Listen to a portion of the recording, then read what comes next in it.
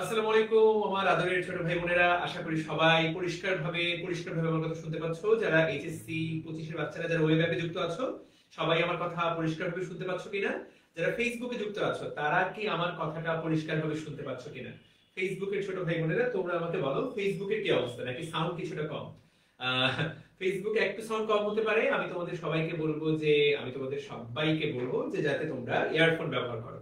প্রিয় ছোট ভাই বোনেরা, আমি এই ক্লাসটা আজকে ডিএমসি ডিভার্সের পেজে লাইভ করছি। আমি আসলে অনেকদিন ধরে ডিএমসি ডিভার্সের পেজে লাইভ করছিলাম না, কিন্তু এখন থেকে আমরা ডিএমসি ডিভার্সের পেজে নিয়মিত লাইভ করব। যদিও আজকের এই ক্লাসটা আমাদের এটা এইচএসসি 25 ব্যাচের, এটা একটা পেইড ব্যাচের ক্লাস, এইচএসসি 25 ব্যাচের সাইকেল একের ক্লাস এটা।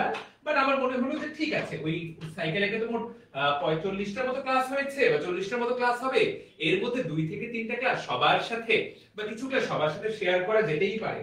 তো তাহলে 25 ব্যাচে এইটা আজকে আমাদের সাইকেল একের চ্যাপ্টার 3 এর লাস্ট ক্লাস, চ্যাপ্টার 3 এর 10 নাম্বার ক্লাস, চ্যাপ্টার 3 এর 10 নাম্বার ক্লাস, রাইট?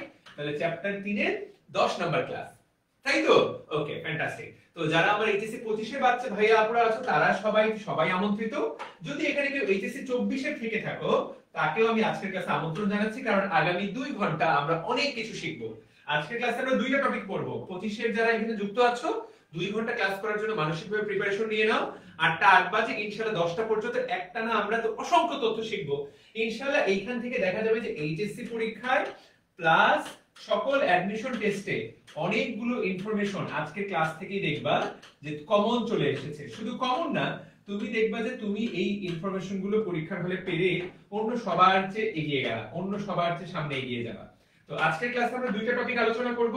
আশা করি তোমরা সবাই, টপিকগুলোর নাম বলে দিচ্ছি আমি। আজকে আমরা লিপিড নিয়ে পড়ব প্রথম ঘন্টা। আজকে আমরা প্রথম 1 ঘন্টা লিপিড নিয়ে আলোচনা করব। লিপিড নিয়ে আলোচনা করব আমরা 1 ঘন্টা। আর পরের ঘন্টাটা আমরা ভাইরাস নিয়ে আলোচনা করব। যারা ওয়েব অ্যাপে ক্লাস করছো, তাদেরকে বলে দেই যে এক ক্লাসে এই এক জায়গাতেই 2টো ক্লাস আমরা নিয়ে নিব। পরবর্তীতে আমরা অনুজীব চ্যাপ্টারে ভাইরাস ক্লাসের অংশটুকু আলাদা করে কেটে আপলোড দিয়ে দিব। চিন্তা করার কোনো কারণ নাই। ওকে, ঠিক আছে, ইনশাআল্লাহ সবাই ক্লিয়ারলি আশা করি শুনতে পাচ্ছি। আমরা যারা যুক্ত হয়েছি সবার জন্য সবাইকে এই শীতের সন্ধ্যায় তোমাদেরকে অনেক অনেক ভালোবাসা। তাহলে চলো আমরা বিসমিল্লাহ বলে শুরু করে দিই। তাহলে আজকে আমরা প্রথম পড়বো হলো লিপিড, তারপরে আমরা পড়বো ভাইরাস। মনে রাখতে হবে যে এইচএসসি লাইফে তোমার সবচেয়ে কাছের বন্ধুকে, মনে রাখবা তোমার মেইন বুক, তোমার text book is best book. HSC লাইফে একটা নীতি সবসময় বিশ্বাস করেছি। আমি কিভাবে ঢাকা মেডিকেল কলেজে চান্স পেলাম, কারণ আমি ভাইয়া দেখো টেক্সট বুকটা পড়ে ফানা করে ফেলেছিলাম। তো যে টেক্সট বুকের উপর যত বেশি মাস্টার, সে কিন্তু তত ভালো ফলাফল করতে পারবে। আমি ব্যক্তিগতভাবে এইটা বিশ্বাস করি, রাইট? ওকে, ঠিক আছে। ফেসবুকে যারা ক্লাস করছো, প্রিয় ছোট ভাই বোনেরা, তোমরা চাইলে তোমার কাছের বন্ধুটাকে মেনশন করে দিতে পারো, বা যদি মনে না চায় কোনো দরকার নাই, কোনো সমস্যা নাই। যতজন ক্লাস করছো তাদেরকে যদি আমি একটা লাইনও শেখাতে পারি, দ্যাট উইল বি সেটা আমার জন্য একটা বিশাল ব্যাপার। তোমরা একদিনের জন্য হলেও বলবা যে তোফায়েল ভাই আমাকে এই জিনিসটা শিখিয়েছিল। আজকে এইটা সবার জন্য এই ক্লাসটাকে উন্মুক্ত করে দিয়েছি, রাইট? তো চলো আমরা আজকে প্রথমে কি পড়বো, তোমরা আমাকে বলো প্রথম 1 ঘন্টা আমরা কি পড়বো। দেখি কমেন্ট করো তো কারা কারা শুনলা প্রথম 1 ঘন্টা আমরা কি পড়বো, এবং কমেন্ট করো তোমরা রেডি কিনা, তোমরা সবাই রেডি কিনা। আয়মান অনেকদিন পর ফিরে এসেছে। লিপিড, তো সবার আগে আমাদেরকে লিপিডের বানানটা ঠিক করতে হবে। লিপিড, তাহলে লিপিড। ওকে, তাহলে আমাদের আজকে প্রথম পড়া লিপিড বা স্নেহ জাতীয় পদার্থ। আমরা কোথা থেকে পড়বো? আবুল হাসান স্যারের মূল বই থেকে। আবুল হাসান স্যারের মূল বইয়ের প্রত্যেকটা শব্দ, আবুল হাসান স্যারের প্রত্যেকটা শব্দ আমরা চেষ্টা করব ভেজে ফেলার। তাহলে চলো কথা না বাড়িয়ে শুরু করে দিই বিসমিল্লাহ বলে। দেখো লিপিড বা স্নেহ জাতীয় পদার্থ, তুমি তাকিয়ে দেখো।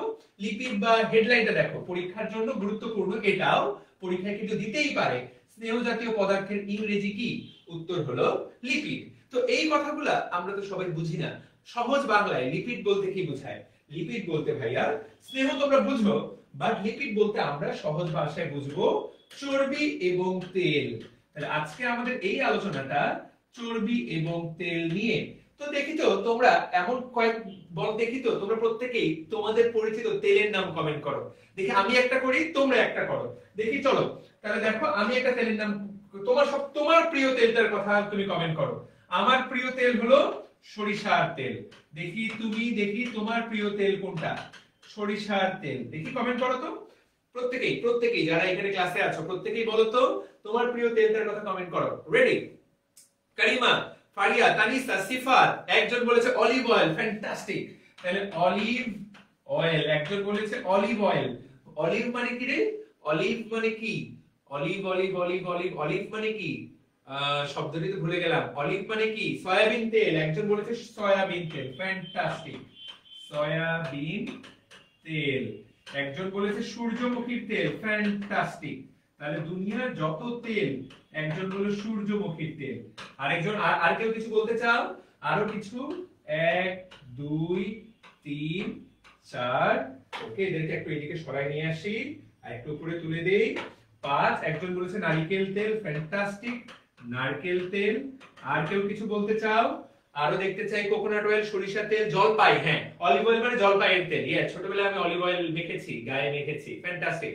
ওকে, আমি একটা অ্যাড করে দিই। আমরা যেটা, তুমি বলো তো হোটেলে কোন তেল দিয়ে পরোটা ভাজা হয়? তুমি এখনই হোটেলে খেতে যাও, বলো তো হোটেলে কোন তেল দিয়ে পরোটা ভাজা হয়? আয়মান, ফ্যান্টাস্টিক। তাহলে পাম অয়েল। বাংলাদেশে সবচেয়ে বেশি ব্যবহৃত হয় যে তেলটা বাণিজ্যিক ভাবে, সেটা হলো পাম তেল, পাম গাছের পাম অয়েল। ঠিক আছে, স্বাস্থ্যের জন্য কেমন কি সেটা অনেক পরের ব্যাপার, কিন্তু বাংলাদেশে এটা সবচেয়ে বেশি ব্যবহৃত হয়, তাই না? Palm oil. ওকে, তাহলে এই তেলগুলো আমরা মোটামুটি সবাই চিনি। সরিষার তেল, সয়াবিন তেল, সয়াবিন তেল দিয়ে নিয়মিত রান্না বান্না হয়। সরিষার তেল দিয়ে আমরা ভর্তা তৈরি করে খাই, অনেকে সয়াবিন তেল দিয়ে রান্না করে।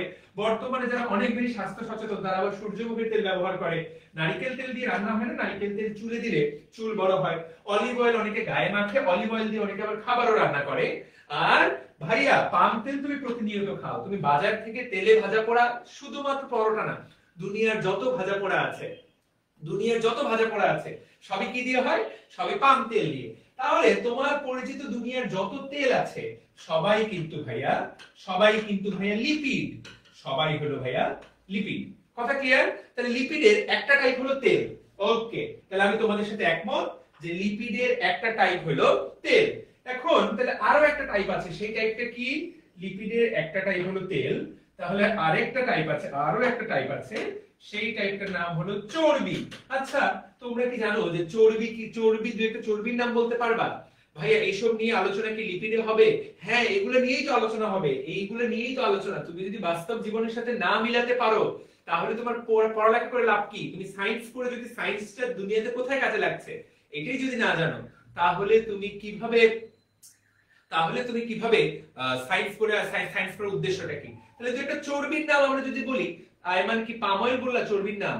আচ্ছা, তাহলে একটা হলো প্রাণীর চর্বি, তাই না? প্রাণীজ চর্বি। তাহলে প্রাণীজ, একটা হলো যে প্রাণীজ চর্বি। তাহলে প্রাণীজ চর্বি কিরকম ভাইয়া? প্রাণীজ চর্বি কিরকম দেখো। প্রাণীজ চর্বি, গরুর চর্বি, তারপর মানুষ কাটলে মানুষের চর্বি পাওয়া যাবে। দুনিয়ার যে কোনো প্রাণী কাটলে কিছু না কিছু চর্বি পাওয়া যায়। এখন চর্বি এবং তাহলে চর্বি জাতীয় সকল পদার্থ, আমরা মোটা দাগে লিপিডকে এই দুই ভাগে আপাতত ভাগ করতে পারছি, যে তেল এবং চর্বি। তো চর্বি এরকম প্রাণীজ চর্বি হতে পারে, আবার উদ্ভিজ্জ চর্বিও হতে পারে। এখন দেখো তো ভাইয়া, এখানে একটা খুব মজার ঘটনা আছে, সেইটা হলো দেখো তো, এইখানে এমন কিছু পদার্থ আছে যারা কিনা নামে তেল, কিন্তু তারা আসলে বাস্তবে তারা কিনা চর্বি। আমি যদি তোমাদেরকে বলি, বলো তো নারকেল তেল, তোমরা বর্তমানে শীতকাল, কে মাথায় নারকেল তেল দিয়েছো? মাথায় নারকেল তেল দিয়েছো? বলো তো শীতকালে নারকেল তেলটা কি তরল অবস্থায় থাকে নাকি কঠিন অবস্থায় থাকে? শীতকালে নারকেলের তেলটা কি তরল থাকে নাকি জমাটবদ্ধ থাকে নাকি কঠিন অবস্থায় থাকে? বলেন তো। জমে যায়। তাহলে শীতকালে জমে যায়। ওকে, তাহলে যে সকল তেল বা যে সকল পদার্থ, যে সকল, আমরা যদি সহজ ভাষায় লিখি, যেই সকল লিপিড 20 ডিগ্রি সেলসিয়াস এর তাপমাত্রার কমে কঠিনে পরিণত হয়, জমে যায়, তাদের নাম যাই হোক, তারা কিনা চর্বি। তারা হলো চর্বি। দেখো তাহলে এই তত্ত্ব অনুসারে নারিকেল তেল কিন্তু ভাইয়া, যদিও লিখেছো তেলের মধ্যে, কিন্তু নারিকেল তেল, নারকেল তেল হলো একটা চর্বি। তুই বলবা হাই হাই এইটা কেমন হলো? পরীক্ষায় প্রশ্ন আসবে, নিচের কোনটি তেল নয়? তো এখানে অপশন দেওয়া থাকবে সয়াবিন তেল, সরিষার তেল, নারিকেল তেল, সূর্যমুখীর তেল। তুই বলবা যে এই প্রশ্নকর্তা কি গর্দভ, কি বললো এটা? কিন্তু তোমরা এখন উত্তর করতে পারবা। তাই নারিকেল তেল কি, বলো নারিকেল তেল কি তেল নাকি চর্বি? তোমরাই এখন বলো। তাহলে নারিকেল তেলকে আমরা তেলের কাতার থেকে সরিয়ে দিতে বাধ্য হলাম, ওকে আমরা খারিজ করতে বাধ্য হলাম। উই হ্যাভ জাস্ট খারিজড হিম, আমরা জাস্ট ওকে খারিজ করে দিলাম। তাহলে নারিকেল তেল কি?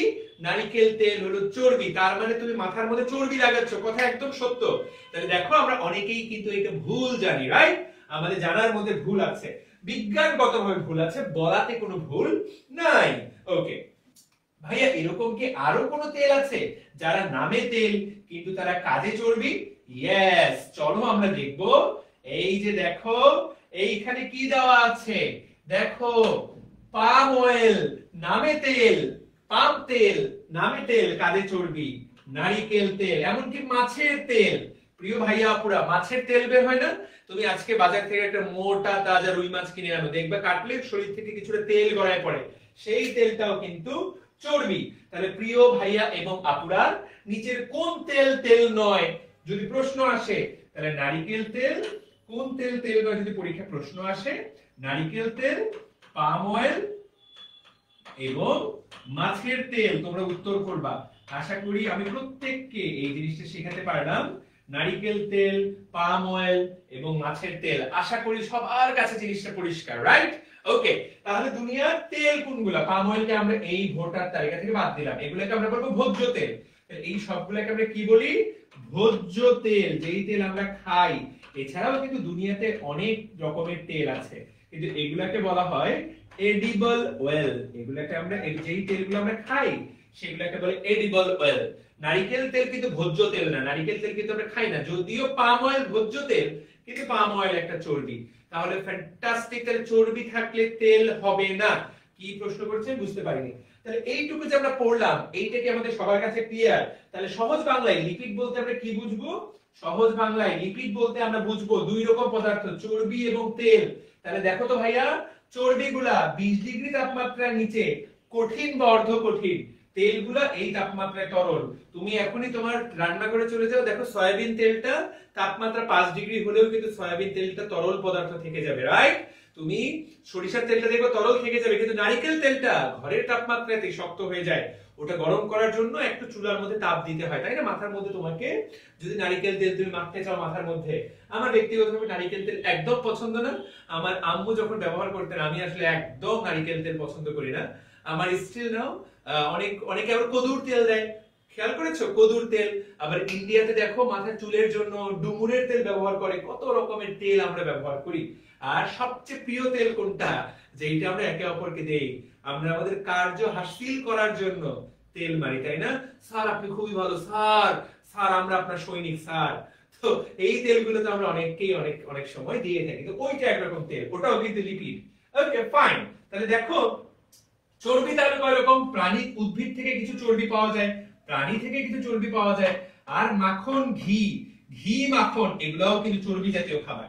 দেখো এগুলো কিন্তু শক্ত, এবং 20 ডিগ্রি তাপমাত্রার নিচে ঘি এবং মাখন কিন্তু শক্ত হয়ে যায়, রাইট? তাহলে মোটামুটি সব জায়গা থেকে মোটামুটি সব জায়গা থেকে কিন্তু তেল বের করা যায়, কিন্তু চর্বিটা ভালো করে খেয়াল করতে হবে। তাহলে পরীক্ষার জন্য আমি যদি শিক্ষক হই, আমি তোমাকে কনফিউজ করার জন্য এরকম প্রশ্ন দিব, কোন তেল তেল নয়। তুমিও চাইলে তোমার আম্মুকে প্রশ্ন করতে পারো ওই অপশনগুলো দিয়ে, ঠিক আছে? ওকে, তো কেন চর্বি 20 ডিগ্রি তাপমাত্রায় আর তেল কক্ষ তাপমাত্রায় তরল? দেখো তেলের গলনাঙ্ক 5 ডিগ্রি, তার মানে 5 ডিগ্রি হলেই তেল গলে যায়, সেজন্য তেল কক্ষ তাপমাত্রায় তরল। আর এদের গলনাঙ্ক 70 ডিগ্রি, তার মানে এদেরকে একটা আগুনে তাপ দিতে হবে, এদেরকে আগুনে তাপ দিলে এরা গলবে, না হলে কক্ষ তাপমাত্রায় এরা কি থাকে? এরা শক্ত থাকে। কথাটা পরিষ্কার? তাহলে আমরা তেল নিয়ে আলোচনা করলাম, আর এই জায়গায় বলা হয়েছে চর্বি এবং তেল। আমরা একটা সহজ ভাষায় লিপিড, তাহলে আমরা কি পড়ছি আজকে? আমরা পড়ছি লিপিড লিপিড লিপিড। লিপিডের এটা হচ্ছে ইংরেজি, বাংলা হলো স্নেহ। লিপিড একটা শব্দ যার বাংলা স্নেহ, আর আরেকটা শব্দ হলো ফ্যাট। ভাইয়া ফ্যাট শব্দটা তুমি ব্যবহার করো, ফ্যাট। তাহলে লিপিডের লিপিডের ঠিক আছে, ওকে। তাহলে দেখো, তাহলে লিপিড হলো ফ্যাট। সুমন মার্মা স্যার আপনি এত জোশ কেন, মানে এত জোশ কিভাবে পড়াতে পারে? দেখতে পাচ্ছ সুমন মাত্রই কিন্তু তেলের একটা যথার্থ প্রয়োগ তোমাদেরকে দেখিয়ে দিল, রাইট? এই তেলটা এখন চর্বি নাকি তেল সেটা আমি জানি না। এটা শীত আসলে সুমনের এটা জমে যাবে কিনা, বা এটা গরমে সুমনের এটা তরল হয়ে বের হয়ে চলে যাবে কিনা, এইটা আমি জানি না। বাট সুমন দেখো তেলের একটা যথার্থ প্রয়োগ দেখিয়ে দিল। আচ্ছা ফাইন, তাহলে লিপিড বা চর্বি বা কোথাও যদি ফ্যাট শব্দটা থাকে তাহলে তুমি বুঝে নিবে যে এই জিনিসগুলো বোঝানো হচ্ছে। তাহলে ফ্যাট কয় রকম? আমরা সহজ ভাষায় বলবো ফ্যাট দুই রকম। ফ্যাট কথাটা দিয়ে মূলত চর্বি বোঝায়, ফ্যাট দিয়ে মূলত চর্বি শব্দটা বোঝানো হয়। বাট আমি তোমাকে লিপিডের অনেক সময় ফ্যাট শব্দটা দিয়ে সবকিছুই বোঝানো হয়। যাই হোক, যদিও ফ্যাটের ইংরেজি হলো চর্বি, ঠিক আছে, মানে ফ্যাটের বাংলা হলো চর্বি, ইংরেজি বলছি কেন, ফ্যাটের বাংলা হলো চর্বি। তো আমরা একটা ক্লিয়ার কাট আইডিয়া পেলাম যে আজকে আমরা কি নিয়ে পড়ালেখা করতে যাচ্ছি, আমরা কি নিয়ে পড়ালেখা করতে যাচ্ছি। এখন আমি যদি তোমাকে জিজ্ঞাসা করি যে ভাইয়া এই যে জিনিসগুলো আছে, আমি যদি তোমাকে জিজ্ঞাসা করি এই যে এত কিছু আছে, এই জিনিসটাকে তুমি ভাঙবা, ভেঙে ভেঙে, মনে করো আমাদের যে ঘরটা, আমাদের এত বড় বড় বিল্ডিং গুলো বা এই যে ঘরগুলো, এগুলো কি দিয়ে তৈরি হয়েছে? তোমরা সবাই বলতে পারবা স্যার এগুলো ইট দিয়ে তৈরি করা হয়েছে, ইট হলো এটার একক। তোমরা আমাকে বলো তো এই যে তেল এবং চর্বি, এইটাকে ভাঙলে আমরা কি পাবো? এইটার একক কি? আমি যদি এই জায়গায় লিখি কি না, আমি যদি এই জায়গায় লিখি লিপিড, তাহলে লিপিড ভাঙলে কি পাওয়া যাবে বলো তো? লিপিডকে তুমি যদি ভাঙো তাহলে তুমি কি পাবা বলেন তো? লিপিড ভাঙলে কি পাওয়া যাবে? ফ্যান্টাস্টিক, কারিমা সুলতানা, অসাধারণ অসাধারণ, ফ্যান্টাস্টিক, অদ্ভুত অদ্ভুত, খুবই সুন্দর। কারিমা উত্তর করেছে, ফারিয়া সুলতানা উত্তর করেছে, খুবই সুন্দর, লাভলি। অনেকেই বলেছে ট্রাইগ্লিসারাইড, ঠিক আছে, ট্রাইগ্লিসারাইড পাওয়া যায়, বাট আমাদেরকে জানতে হবে যে ট্রাইগ্লিসারাইড উত্তর না, উত্তর হলো ফ্যাটি অ্যাসিড এবং গ্লিসারল। তাহলে উত্তরটা হলো ফ্যাটি অ্যাসিড প্লাস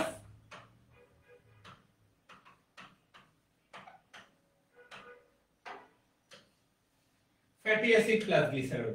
কথা ক্লিয়ার? তাহলে লিপিড ভাঙলে কি পাবো আমরা? Fatty acid, glycerol. এটা খুবই গুরুত্বপূর্ণ কথা ভাইয়া, মনে রাখতে হবে। তুমি চর্বিকে ভাঙবা, চর্বিকে ভাঙলে দুইটা জিনিস পাওয়া যাবে, একটা অ্যাসিড আর একটা অ্যালকোহল। ফ্যাটি অ্যাসিড এটা কিন্তু অ্যাসিড, আর গ্লিসারল হলো alcohol, right? Are we done? আমরা ক্লিয়ার? তাহলে দেখো তো এইখানে বলা হয়েছে চর্বির মধ্যে, তুমি এই জায়গায় তাকায় দেখো, এই জায়গাতে বলা হয়েছে চর্বির মধ্যে দেখো লম্বা ফ্যাটি অ্যাসিড থাকে, লম্বা শিকলের ফ্যাটি অ্যাসিড, আর তেলের মধ্যে খাটো শিকলের ফ্যাটি অ্যাসিড থাকে।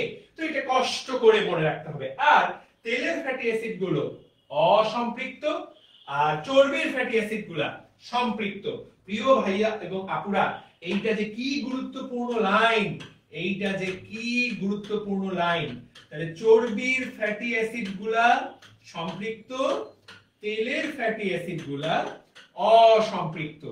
এখন তোমরা তো অনেকেই, আমি জানি না তোমরা জৈব যৌগ পড়েছো কিনা, বাট তোমরা ফ্যাটি অ্যাসিড, এটা তো একটা অ্যাসিড। আচ্ছা দেখি কেউ আমাকে বলো তো এইচএসসি জ্ঞান দিয়েই, তোমাদের এসএসসি জ্ঞান দিয়ে বলতে পারবা একটা অ্যাসিডের কার্যকরী মূলকের নাম কি? কমেন্ট করো তো, অ্যাসিডের কার্যকরী মূলকের নাম কি বলেন? মোহাম্মদ রায়হানুল, আয়মান, ফ্যান্টাস্টিক, ফারিয়া সুলতানা, ওয়েব অ্যাপে যারা কানেক্টেড আছে, যারা সাইকেল অ্যাক্টিভ স্টুডেন্ট, তারা খুব ভালো পারফর্ম করছে। ফেসবুকের ওদেরও উত্তর আমি জানতে চাই। তাহলে একটা অ্যাসিডের হলো COOH, ফ্যান্টাস্টিক। এখন সিফাত ইসলাম, খুব সুন্দর, খুবই সুন্দর। তাহলে দেখো COOH ঠিক আছে, তাহলে আমি এইটার নাম কি? এখানে 2 কার্বন, এটার নাম ইথানোয়িক অ্যাসিড, তাই না? ওকে, তারপর আমি আরেকটা কার্বন বাড়িয়ে দিলাম, এটার নাম প্রোপানোয়িক অ্যাসিড, রাইট? আমি চাইলে এইভাবে কার্বন সংখ্যা বাড়াতেই থাকতে পারি, এইটুকু তোমরা সবাই জানো। এইটাকে বলা হয় বিউটানোইক অ্যাসিড, এইগুলো আমরা জানি। এখন এইগুলার প্রত্যেকটাতে এইখানে দেখো এগুলো সবগুলো single bond, single bond, single bond, single bond, single bond, single bond, single bond. তাহলে এই জিনিসটাকে বলা হয়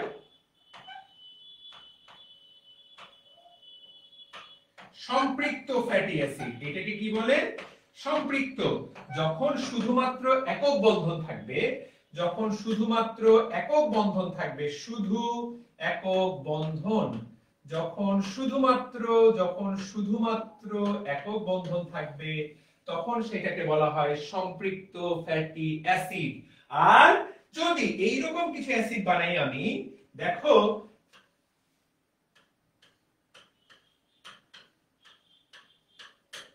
ধরো, তাহলে এক, এটা তো সম্ভব না, এই আচ্ছা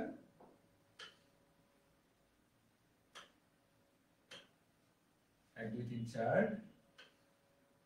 ওকে fine, no problem with that. ধরো এইটাই একটা ফ্যাটি অ্যাসিড, রাইট? তাহলে এইটাই একটা ফ্যাটি অ্যাসিড, এটার নাম যাই হোক, তোমরা অনেকেই যারা পড়েছো তারা নাম পারবা, কিন্তু যারা পড়ো নাই তারা নাম পারবা না। তাহলে এইটাতে দেখো এইখানে একটা ত্রিবন্ধন আছে, ত্রিবন্ধন। যখনই ফ্যাটি অ্যাসিডের শিকলের ভিতরে, যখনই ফ্যাটি অ্যাসিডের শিকলের ভিতরে যখনই ত্রিবন্ধন থাকবে বা দ্বিবন্ধন থাকবে, দ্বি অথবা ত্রিবন্ধন থাকবে, তখনই আমরা তাকে বলবো অসম্পৃক্ত, অসম্পৃক্ত ফ্যাটি অ্যাসিড।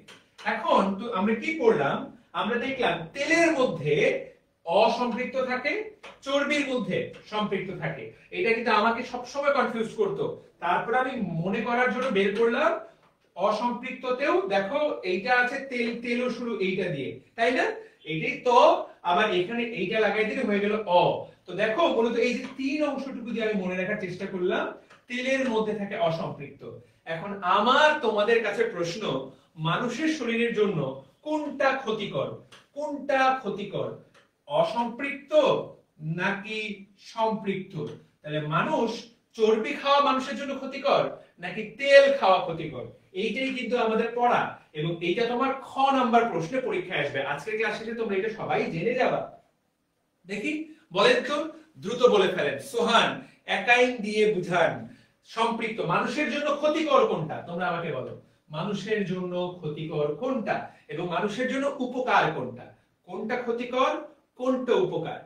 ক্ষতিকর কোনটা, উপকার কোনটা? না, এখানে পার্থক্য আছে। তাহলে আমরা জানবো আজকে। তোমরা একজন ফারিয়া সুলতান উত্তর করেছে, সম্পৃক্ত সোহান উত্তর করেছে সিফাত। তাহলে মানুষের জন্য ক্ষতিকর সম্পৃক্ত, উপকারী অসম্পৃক্ত। ভাইয়া খেয়াল করো, মানুষের জন্য চর্বিকে বলা হয়, কেন ডাক্তাররা চর্বি খেতে মানা করে? ডাক্তাররা বলে চর্বি জাতীয় খাবার খাবেন না, যদিও তেলেও মানা করে, কারণ তেলের মধ্যেও কিছু পরিমাণ থাকে। কিন্তু তারপরে যদি সহজ ভাষায় চিন্তা করি, তাহলে দেখো মূলত সম্পৃক্ত ফ্যাটি অ্যাসিড মানুষের জন্য বেশি ক্ষতিকর, সেই তুলনায় অসম্পৃক্ত কিছু আছে বরং উপকারী, সেইটাই আমরা পড়ব। তাহলে মনে রাখতে হবে, চর্বি, চর্বি ক্ষতিকর দেন তেল। তাহলে চর্বি হলো বেশি ক্ষতিকর। এই পড়াটা এই জায়গায় দেওয়া আছে। আমরা পড়াটা অন্য পাশ থেকে অন্যভাবে শুরু করলাম, কিন্তু আমার মনে হয় যে আমরা সবচেয়ে গুরুত্বপূর্ণ টপিকটাই আলোচনা করে ফেলতে পেরেছি। ঠিক আছে, বুঝাতে পেরেছি? দেখো তো এইখানে দেখো শেষের লাইন দুইটা, ওই পেজেরই শেষের লাইন দুইটা সবাই দাগায় ফেলো। দেখো ফ্যাটি অ্যাসিডের হাইড্রোকার্বন চেইনে এক বা একাধিক ডাবল বন্ড থাকলে তাকে বলা হয় unsaturated fatty acid. Double bond বা ট্রিপল বন্ড যেটাই থাকুক, যেমন linoleic acid, linolenic acid unsaturated. আর স্যাচুরেটেড ফ্যাটি অ্যাসিড হলো যা প্রাণী চর্বিতে থাকে, এইগুলা কিন্তু ধমনী বা আর্টারির গায়ে জমা হয়ে রক্ত চলাচলে বাধা দেয়। আনস্যাচুরেটেড ফ্যাটি অ্যাসিডে তা হয় না। তাহলে হার্ট অ্যাটাক হবে কোনটা খেলে? হার্ট অ্যাটাক হবে কোনটা খেলে? এই পরীক্ষায় প্রশ্ন আসবে। তাহলে একজন মানুষ, মনে কর রফিক,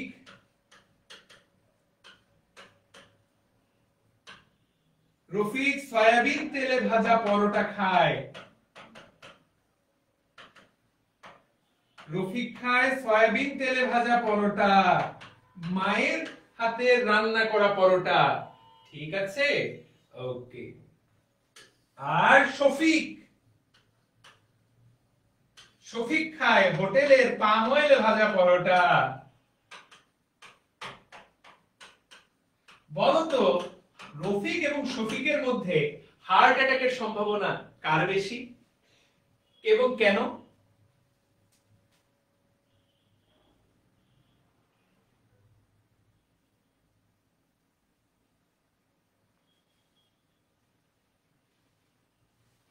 ইয়েস, তাহলে তোমাদের উত্তর একদম সঠিক। উত্তর হলো শফিক পাম অয়েল খাচ্ছে। এই পাম অয়েলের মধ্যে কি থাকবে ভাইয়া? এইভাবে লিখলে হবে না, পাম অয়েলে লিখতে হবে যে পাম অয়েল একটা চর্বি, চর্বির মধ্যে থাকে সম্পৃক্ত ফ্যাটি অ্যাসিড, আর সম্পৃক্ত ফ্যাটি অ্যাসিড এই লাইনটা তুলে দিতে হবে।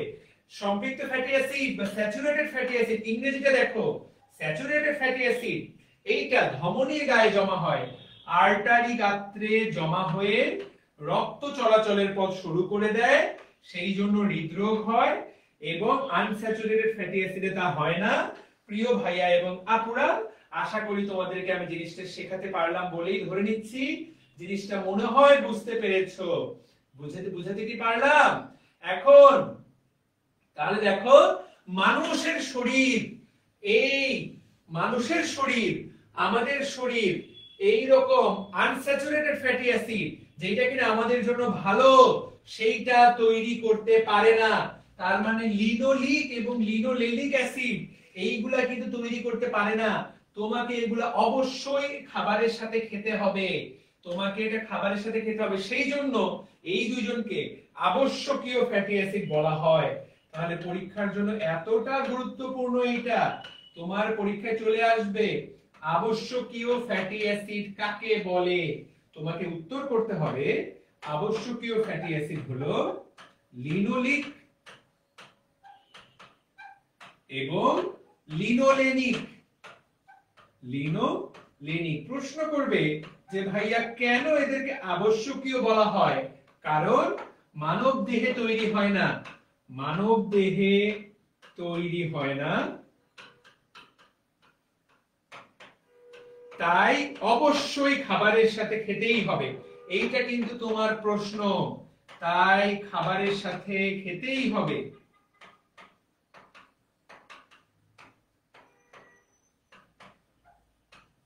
খাবারের সাথে খেতেই হবে। তাহলে এইটা একটা খ নাম্বারের প্রশ্ন তোমার পড়া হয়ে গেল। আশা করি তুমি এই প্রশ্ন উত্তর করতে পারবা। তাহলে আবশ্যকীয় ফ্যাটি অ্যাসিড কোথায় পাবো? আমরা তেলের মধ্যে পাবো, এবং সাধারণত আমরা প্রত্যেকদিন তেল দিয়ে খাবার খাই। তো দেখো তো, তেল দিয়ে খাবার খাওয়ার একটা খুব, আজকে রাতেই যখন তুমি তেলে রান্না করা কোনো কিছু খাবা, মনে করে তেল দিয়ে ডিম ভাজি করা হয়েছে, ডিম পোচ করা হয়েছে, তেল দিয়ে একটা তরকারি রান্না করা হয়েছে, সেইটা তুমি খাচ্ছ, তাহলে সেইটা তোমাকে কিভাবে সাহায্য করবে দেখতে পাচ্ছ? তাহলে আশা করি এটা কি বুঝতে পেরেছো? এটা কি পারা যাবে? উত্তরটা কি পারা যাবে? আমাকে বলো, পারা যাবে? আয়মান পারবা কিনা? জান্নাতুল কোবরা জান্নাত খুবই সুন্দর, পারবা কিনা? সবাই কি বুঝতে পারলাম কিনা? ফারিয়া সুলতানা বুঝতে পারলা কিনা? তাহলে এইটা একটা প্রশ্ন পরীক্ষায় কিন্তু, এইটা একটা প্রশ্ন পরীক্ষায় কিন্তু আসতে যাচ্ছে, রাইট? আশা করি আমরা সবাই উত্তরটা করতে পারবো। ফ্যান্টাস্টিক, খুবই সুন্দর। তাহলে আমরা কোথা থেকে কোথায় ঢুকে গেলাম, কোন পড়া থেকে কোন পড়া, কিন্তু পড়ার তো এখনো শেষ হয়নি, কেবল আমরা এই জায়গায় ঢুকলাম। ওকে, এই জায়গাতে দেখো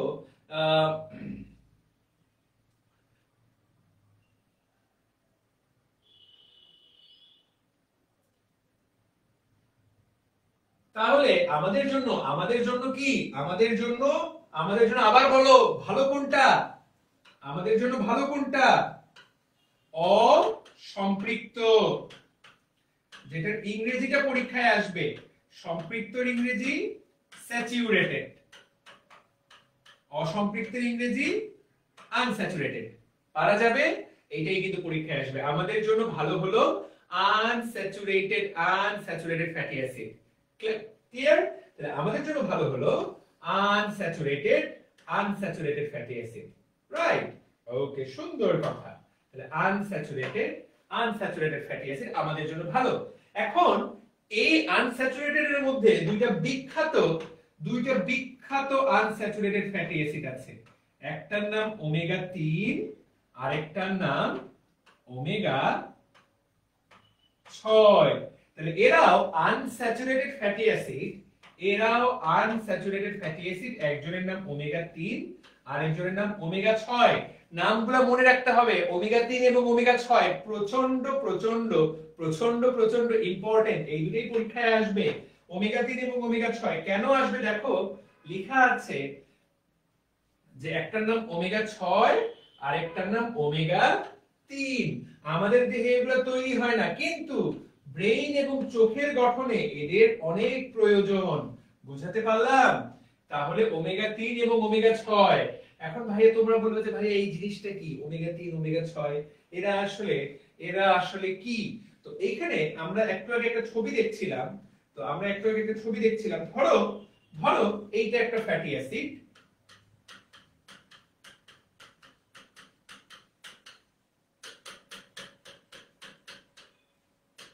অনেক লম্বা কার্বন, এইদিকে ধরো n সংখ্যক C চলতেই আছে, ঠিক আছে?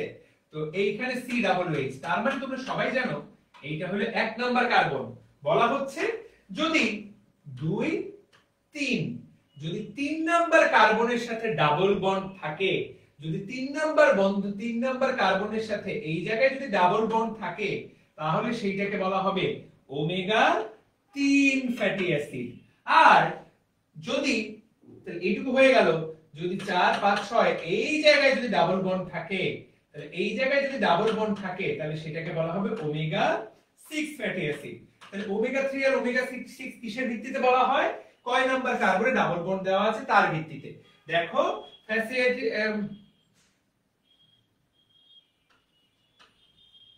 3 নাম্বার কার্বনে যদি ডাবল বন্ড থাকে এবং 6 নাম্বার কার্বনে যদি ডাবল বন্ড থাকে, সেইটাকে বলা হয় ওমেগা 3 এবং ওমেগা 6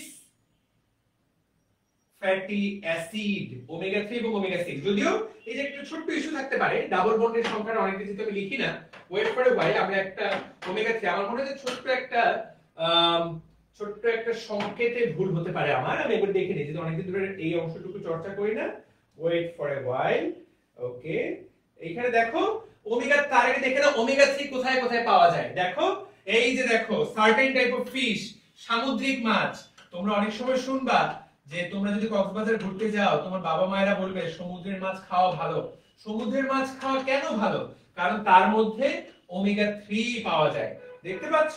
তারপরে ওয়ালনাট, তারপরে অ্যাডামেন, এটা কি এইগুলাতে ওমেগা 3 ভালো পাওয়া যায়। আর কোন কোন তেলে ওমেগা 3 ভালো পাওয়া যায়? Omega 3 wait for a while, আমরা স্ট্রাকচারটা দেখে নেই, যেহেতু এইটা পরীক্ষায় আসবে না। আমার মনে স্ট্রাকচারে একটা ছোট্ট কোথাও একটা ভুল হওয়ার সম্ভাবনা আছে। আমি জাস্ট আমি একবার চলো একবার আমরা দেখে নেই ওমেগা 3 এবং ওমেগা 6 আমরা দেখে নেই। Okay fine.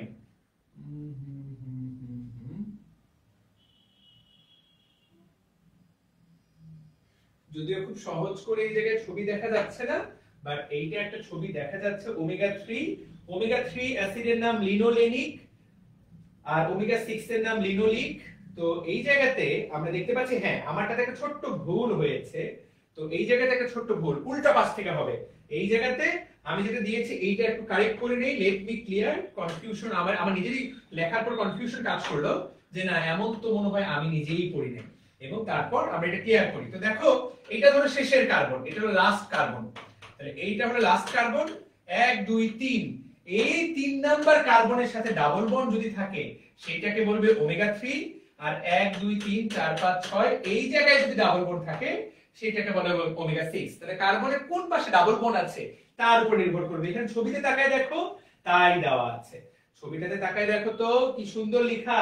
ওমেগা 3 এর নাম কি বইয়ের মধ্যে লিখে নাও, ওমেগা 3 এর নাম লিনোলেনিক, আর ওমেগা 6 এর নাম লিনোলিক। তো এই জায়গায় কিন্তু একটা কনফিউশন কাজ করবে, এইটা এই জায়গাতেও তুলে নাও, তোমার বইয়ের মধ্যেও তুলে নাও, এইটা কিন্তু কাজে লাগবে। তাহলে সবাই এই জায়গায় লিখে ফেলি আমরা ওমেগা 3, ওমেগা সবাই লিখে ফেলো ওমেগা 3 লিনোলেনিক, আর ওমেগা 6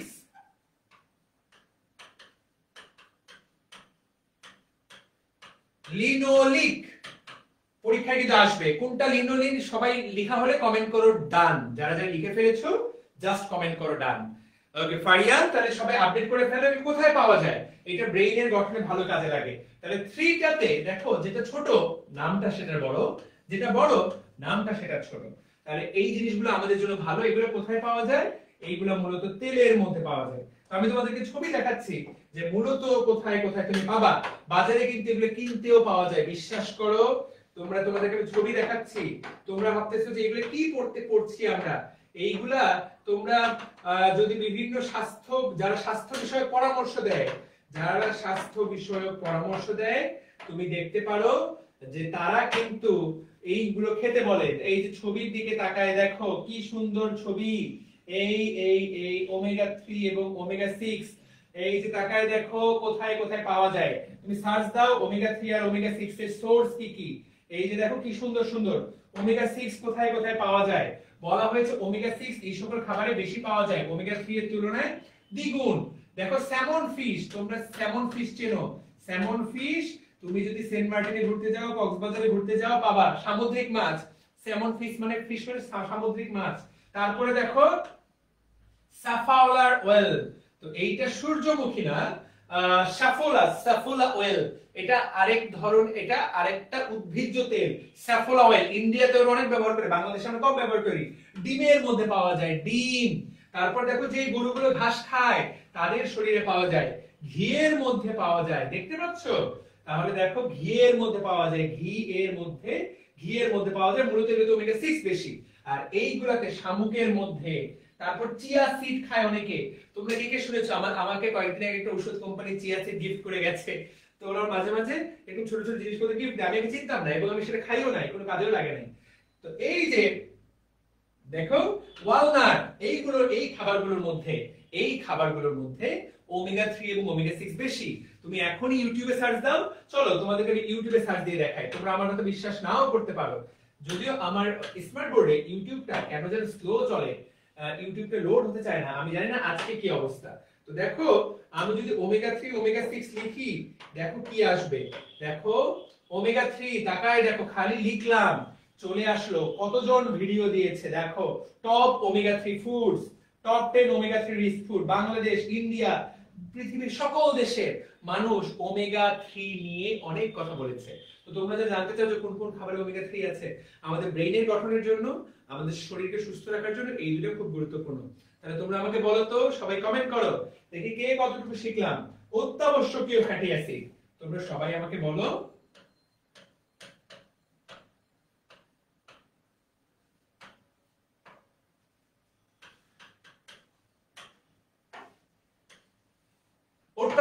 অত্যাবশ্যকীয় ফ্যাটি অ্যাসিডের নাম কি কি বলো তো? অত্যাবশ্যকীয় ফ্যাটি অ্যাসিড কয়টা এবং নাম কি কি? নাম দুটো বলতে হবে।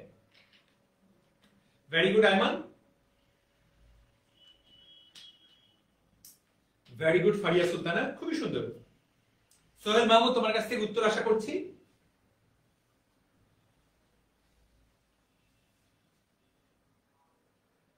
আজকে যদি লিপিডটাই আমরা পড়ি তাহলে লিপিডটাই আমরা পড়বো, লিপিডটা এ টু জেড শেষ করব।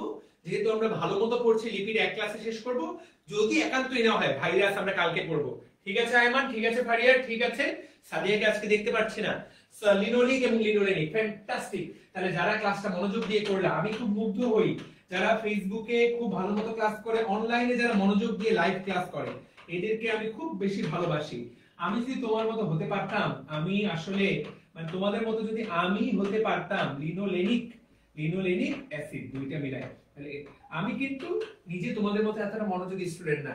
আমার নিজের পড়ালেখায় খুব কম মন বসে। পড়াতে গত 10 বছর ধরে পড়াচ্ছি। লাস্ট এফসিপিএস পার্ট 1 পাস করার পর খুব কম পড়ালেখায় ঠিকমতো মনোযোগ বসাতে পেরেছি। যদিও আমিও পড়ালেখায় ফেরত আসছি, আমারও সামনে অনেকগুলো পরীক্ষা, আমি ইংল্যান্ডের একটা পরীক্ষা অংশ নেব, বাংলাদেশের একটা পরীক্ষা অংশ নেব, সামনে অনেকগুলো পরীক্ষা আছে। আমাকেও তোমাদের মতোই মনোযোগী পড়ালেখা করতে হবে। তোমাদের সবার কাছে আমি দোয়া প্রার্থনা করছি, তোমরা আমার জন্য সবাই আমার জন্য দোয়া করো যাতে আল্লাহ পাক আমাকে সুমতি দেন, আমিও যাতে তোমাদের মতো পড়ালেখার টেবিলে ফেরত আসতে পারি। তোমরা সবাই বলো আমিন আমিন। তোমরা আমাকেও পড়ার টেবিলে ফিরে আসার জন্য দোয়া করো। কে কে দোয়া করবে আমার জন্য? ওকে, তাহলে তোমাদেরকে কি আমি শেখাতে পারলাম ভাইয়া তেল এবং চর্বি বিষয়ে একটা আইডিয়া কি হলো বলো তো? তেল আর চর্বি নিয়ে তোমরা এখন আগের চেয়ে অনেকটুকু ভালো জানো না? তেল আর চর্বি তোমাদের কাছে এখন অনেকটাই পরিষ্কার কিনা বলো তো? তাহলে তেল খাওয়া কম ক্ষতিকর, বা কিছু কিছু তেল খুবই ভালো, যেমন স্যাফোলা অয়েল, রাইট? ইন্ডিয়াতে কিন্তু অনেকে স্যাফোলা অয়েল বিক্রি করে। আমি তোমাকে একটু ছবি দেখাচ্ছি। আমি ইন্ডিয়ার, যেহেতু ছোটবেলা থেকেই ইন্ডিয়ার বেশ কিছু চ্যানেল বাংলাদেশে দেখা যায়, তো বাধ্য হয়ে আমাকে, আমি কিন্তু এই অ্যাড গুলো দেখেছি, বাধ্য হয়ে আমি সেই অ্যাড গুলো দেখেছি। তো দেখো স্যাফোলা অয়েল কিনতে পাওয়া যায়, এই যে দেখো কি সুন্দর স্যাফোলা অয়েল। আমি কোনটার অ্যাড দেখেছি, যেটা ছবি শুরুতেই আসছিল, ওইটা গেল কই? এইটা সো এই যে এটা কোন কোম্পানির? এই যে দেখো স্যাফোলা। খাবার খেতে একই রকম টেস্ট হবে। সো এই যে, ঠিক আছে, এটাতে কি লেখা নাই? এইটাতে কি লেখা নাই যে, এই যে দেখো লেখা আছে, লেখাটা পড়তে পারছো না হয়তো, বাট এই জায়গায় লেখা আছে পুফা ব্যালেন্স। তোমাদেরকে আমি এই শব্দটা এখনই শিখিয়ে দিতে চাই। What is পুফা? ভাইয়া ইউফা মানে কি?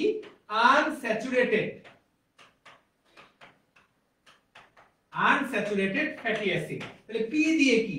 শুধু সামনে একটা পলি আনস্যাচুরেটেড ফ্যাটি অ্যাসিড। এই যেটা বললাম ওমেগা 3 এবং ওমেগা 6, এদের অপর নাম পুফা। এইটাও কিন্তু তোমার পরীক্ষায় আসতে পারে।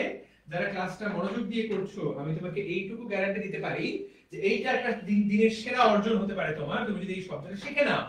পুফা, poly unsaturated fatty acid, omega 3 এবং ওমেগা 6, ওমেগা 6।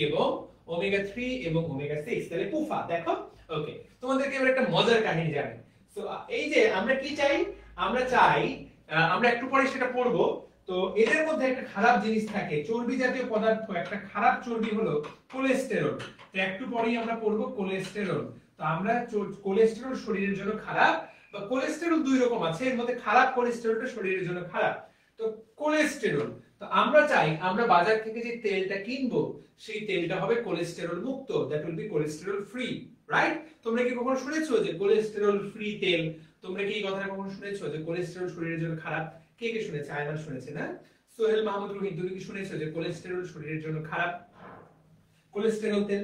তো এরকম মনে করো বাংলাদেশের একটা কোম্পানি এরকম টিভিতে কড়া অ্যাড দিচ্ছে যে কোলেস্টেরল ফ্রি তেল, কোলেস্টেরল ফ্রি, আমাদের তেল খান, খুব ভালো, কোলেস্টেরল ফ্রি। তো দেখো, এখন তোমরা নিয়মিতই দেখতেছো যে ভোক্তা অধিকার তারা কিভাবে অভিযান চালায়, তাই না? গত 2 বছর ধরে সবচেয়ে হিট ইউটিউব চ্যানেলগুলা, সবচেয়ে হিট ফেসবুক চ্যানেল হলো বাংলাদেশে ভোক্তা অধিকারের চ্যানেল। তো এই যে ভোক্তা অধিকারের চ্যানেল, তারা এরকম একটা দোকানে তারা এরকম অভিযান চালায়, ওই যে যারা কিনা এরকম টিভিতে অ্যাড দিয়েছে, ফেসবুকে অ্যাড দিয়েছে যে কোলেস্টেরল ফ্রি তেল, তারা সেই তেলটা পরীক্ষা করছে, এবং পরীক্ষা করে দেখা গেল যে কোলেস্টেরল মুক্ত তো নাই, ওর মধ্যে 10% কোলেস্টেরল, কোলেস্টেরল। তো এদের তো মাথা গরম হয়ে গেল। এরা সাথে সাথে ওই কোম্পানিকে ফোন দিল যে আপনারা তো জনগণের সাথে ধোঁকা করছেন, আপনারা বলেছেন এটা কোলেস্টেরল ফ্রি, এবং আপনারা সেইখানে কি করছেন? আপনারা কোলেস্টেরল দিয়ে রাখছেন এত বেশি, মানুষের তো স্বাস্থ্যের ক্ষতি হবে। তখন ওই পাশ থেকে কোম্পানির লোক বলল, স্যার আপনারা তো দেখি ভালো কাজকে উৎসাহিত করতে পারছেন না। স্যার, আমরা তো শুধু তেলের টাকাটা নিচ্ছি, কোলেস্টেরলটা তো আমরা ফ্রিতে জনগণকে দিয়ে দিচ্ছি, কোলেস্টেরলের তো স্যার দামই ধরি নাই। এই হলো বাংলাদেশের কোলেস্টেরল ফ্রি তেলের অবস্থা। তো আমাদের দেশে আমরা চাইবো যে কোলেস্টেরল মুক্ত তেল খেতে। তো বাজার থেকে, এই যে দেখো এখানে লেখা আছে, তো এই জায়গাতে যদিও কোলেস্টেরল ফ্রি কথাটা বলা নাই, কিন্তু চেষ্টা করা হয় কোলেস্টেরলের, এই দেখো লেখা আছে প্রো হার্ট কনশাস, তার মানে এই যে হার্টের যাতে তোমার ক্ষতি না হয়, হার্টের রক্তনালীর যাতে তোমার চর্বি না জমে, এই জিনিসটাকে বলে প্রো হার্ট কনশাস। তো বাংলাদেশের মানুষ এরকম শুধু তেলের দামটা ধরে নেয়, কিন্তু কোলেস্টেরলের দামটা না ধরে আমাদের কিন্তু 12টা বেজে যাচ্ছে। সেই জন্য দেখবা যে বয়স হলে কত বেশি মানুষের হার্ট অ্যাটাক হয়, কত বেশি মানুষকে হার্টে রিং পরায় চলতে হয়, কত বেশি মানুষকে, রাইট? ওকে, তাহলে প্রিয় ভাই বোনেরা, আমরা তাহলে অনেক কিছু শিখলাম। আমরা আজকে পড়া শুরু করেছিলাম লিপিডের পড়া শুরু করে ভাইয়া কোথা থেকে কোথায় চলে গেলাম। সো আমি যদি শুরু থেকে আসি, কি কি পড়লাম আমরা আজকে লিপিড বা আমরা আজকে লিপিড বা স্নেহ পদার্থ পড়া শুরু করেছি। আমরা বলেছি লিপিড বা স্নেহ পদার্থ মোটা দাগে দুই ভাগ, তেল এবং চর্বি।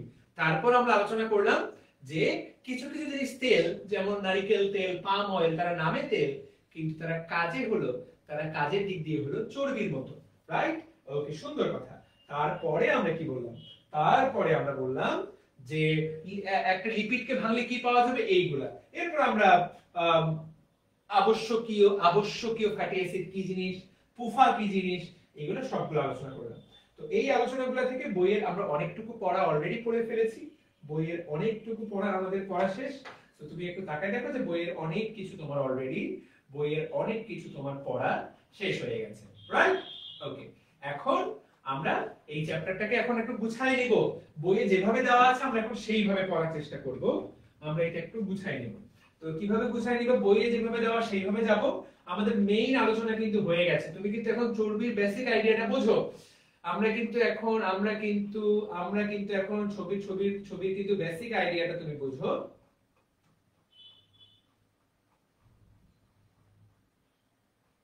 ওকে, সো দেখো তুমি একটু চর্বির বেসিক আইডিয়াটা বুঝো দিয়ে স্নেহ পদার্থে। তাহলে তাকায় দেখো,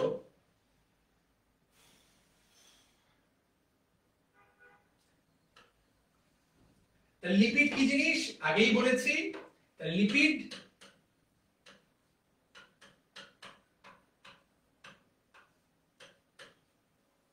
লিপিড কি জিনিস? ফ্যাটি অ্যাসিড এবং গ্লিসারলের মিশ্রণ। তোমাকে যদি কেউ জিজ্ঞাসা করে লিপিড কি, একটাই উত্তর, স্যার লিপিড হলো ফ্যাটি অ্যাসিড এবং গ্লিসারলের মিশ্রণ, অ্যাসিড এবং অ্যালকোহলের মিশ্রণ। তাহলে ফ্যাটি অ্যাসিড একটা অ্যাসিড, অ্যাসিড এবং অ্যালকোহল। আচ্ছা তোমরা আমাকে বলো তো, জৈব রসায়ন তো তোমরা অনেকেই পড়েছো আর অনেকেই পড়োনি। অ্যাসিড এবং অ্যালকোহল মিলাইলে যে পদার্থটা উৎপন্ন হয় সেটা কি জাতীয় পদার্থ? সেটাকে জৈব রাসায়নিকভাবে কি বলা হয় বলেন তো? বলেন। অ্যাসিড এবং অ্যালকোহল, আমি শুনতে চাই তোমাদের কাছে, দেখি কার কার আইডিয়া আছে, বলো তো শুনি। ওয়াও, কালিমা সুলতানা, ফ্যান্টাস্টিক, ফ্যান্টাস্টিক, আনএক্সপেক্টেড। তোমরা যেটা পারবা এটা বিশ্বাস করিনি। তাহলে অ্যাসিড এবং অ্যালকোহল মিলে তৈরি করে এস্টার, এস্টার, রাইট? তাহলে প্রিয় ভাইয়া এবং আপুরা, পরীক্ষায় যদি প্রশ্ন আসে লিপিড কি জাতীয় পদার্থ, উত্তর করতে হবে এস্টার জাতীয় পদার্থ। কিসের এস্টার? ফ্যাটি অ্যাসিড এবং অ্যালকোহলের এস্টার, রাইট? ফ্যাটি অ্যাসিডের গ্লিসারল এস্টারের নাম লিপিড। ভাইয়া এই কথাটা 90% স্টুডেন্ট জানে না। কালকে যদি পরীক্ষায় আসে, কালকে যদি প্রশ্ন আসে যে লিপিড কি জিনিস রে, দেখবা যে লোকজন বলতেই পারছে না। তাহলে লিপিড কি জিনিস? লিপিড একটা এস্টার, সাধারণত বলা হয় ফ্যাটি অ্যাসিডের সাথে, শব্দটা এইভাবে লেখা হয়, ফ্যাটি অ্যাসিডের গ্লিসারল এস্টার কে বলা হয় তেল এবং চর্বি। তো এইখানে লিপিডটা তাহলে কি? এই এস্টারটা। আর ফ্যাটি অ্যাসিড হলো আমাদের অ্যাসিড, গ্লিসারল কোনো কিছু শেষে অল থাকা মানে অ্যালকোহল। তাহলে এই হলো কথা। তাহলে আজকের পর সবাই আশা করি উত্তর করতে পারবা। যারা এস্টার বানান লিখছো, আমার যতদূর মনে পড়ে এস্টার বানানটা এমন, ই এস টি ই আর, বাংলায় লিখলে এস্টার লিখতে হবে, রাইট? তাহলে লিপিড, চর্বি কি জাতীয় পদার্থ? চর্বি হলো এস্টার জাতীয়, চর্বি হলো এস্টার জাতীয় পদার্থ। আশা করি সবার ব্রেনের মধ্যে জিনিস ঢুকে গেছে। তাহলে দুনিয়াতে যত রকমের স্নেহ জাতীয় পদার্থ আছে সবই এস্টার। কালকেই প্রশ্ন আসলো, বলো তো মাখন কি জাতীয় পদার্থ? লবণ, অ্যাসিড, এস্টার, অ্যালকোহল।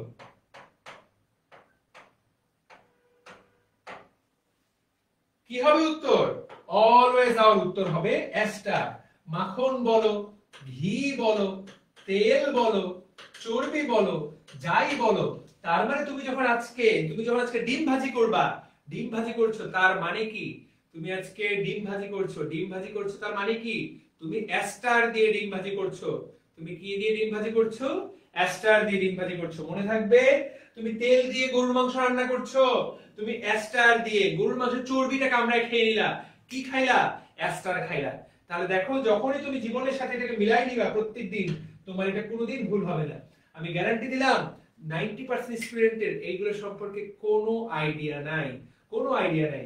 তোমাদেরকে একটা বেসিক আইডিয়া দিয়ে দেই, পরীক্ষা যদি আসে শর্করা বা কার্বোহাইড্রেট কি জাতীয় পদার্থ, এটা তোফাইল ভাই স্পেশাল বক্স। এই সকল জিনিস তুমি শেখার কথা না, এই সকল জিনিস তোমার শেখার কথা না, এই সকল জিনিস তোমার পারার কথা, আসলে পারার কথা নয়। তাহলে শর্করা বা কার্বোহাইড্রেট হলো কার্বনিল যৌগ।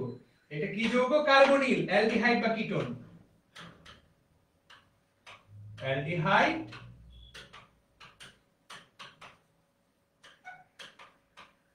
বা কিটোন। যদি পরীক্ষায় প্রশ্ন আসে লিপিড গুলা কি,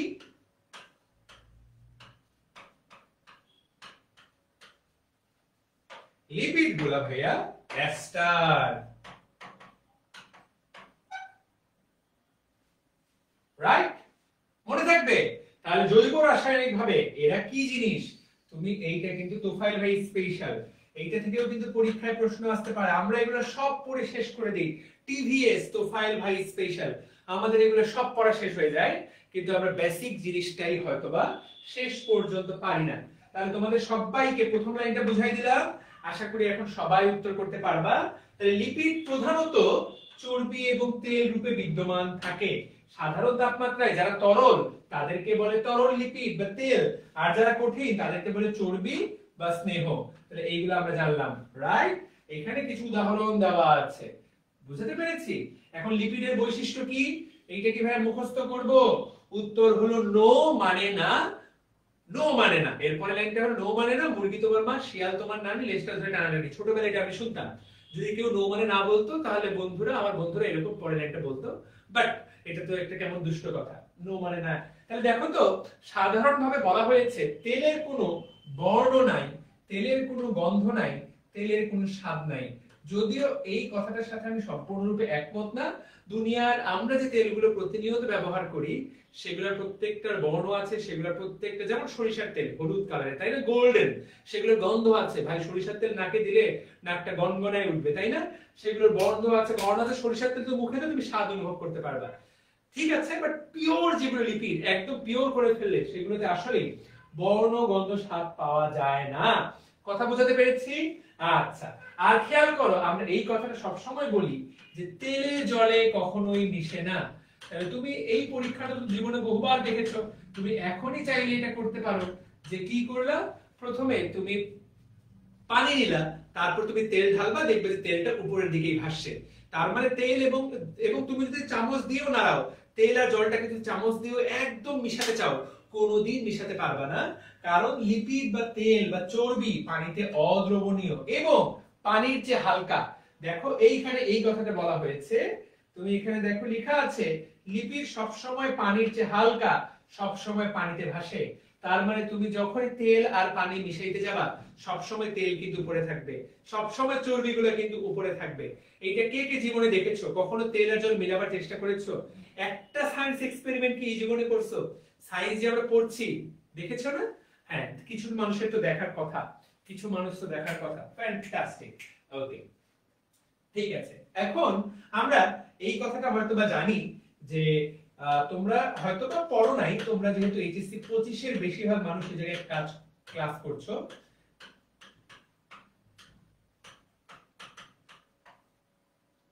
দেখো, লাইক ডিসলভস লাইক, অর্থাৎ কার সাথে কার মিলবে?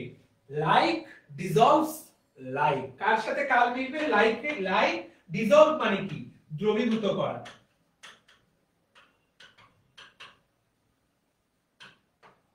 ডিসলভস মানে দ্রবীভূত করা। তাহলে লাইক দ্রবীভূত করবে লাইককে।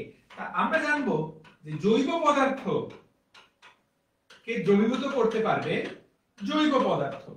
এখন আমরা সবাই জানি অ্যাস্টার একটা জৈব পদার্থ আর পানি একটা অজৈব পদার্থ, পানি একটা অজৈব পদার্থ।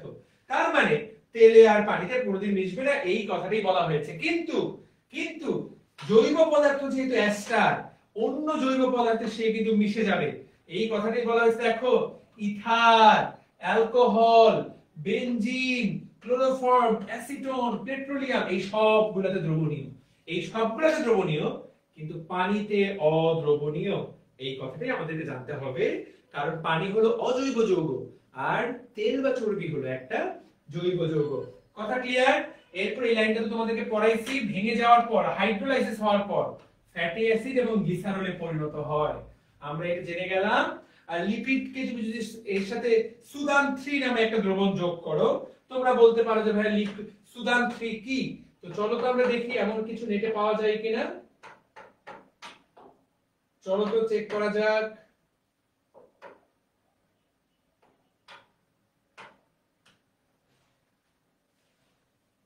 এই যে তাকায় দেখো, এই যে এইটার নাম হলো একটা সুদান 3। এইটা কি ভাইয়া? সুদান 3। তোমরা বলবে যে ভাই এইটা আবার কি জিনিস? তো দেখো এখানে লেখাই আছে এটার নাম সুদান 3। এইটা একটা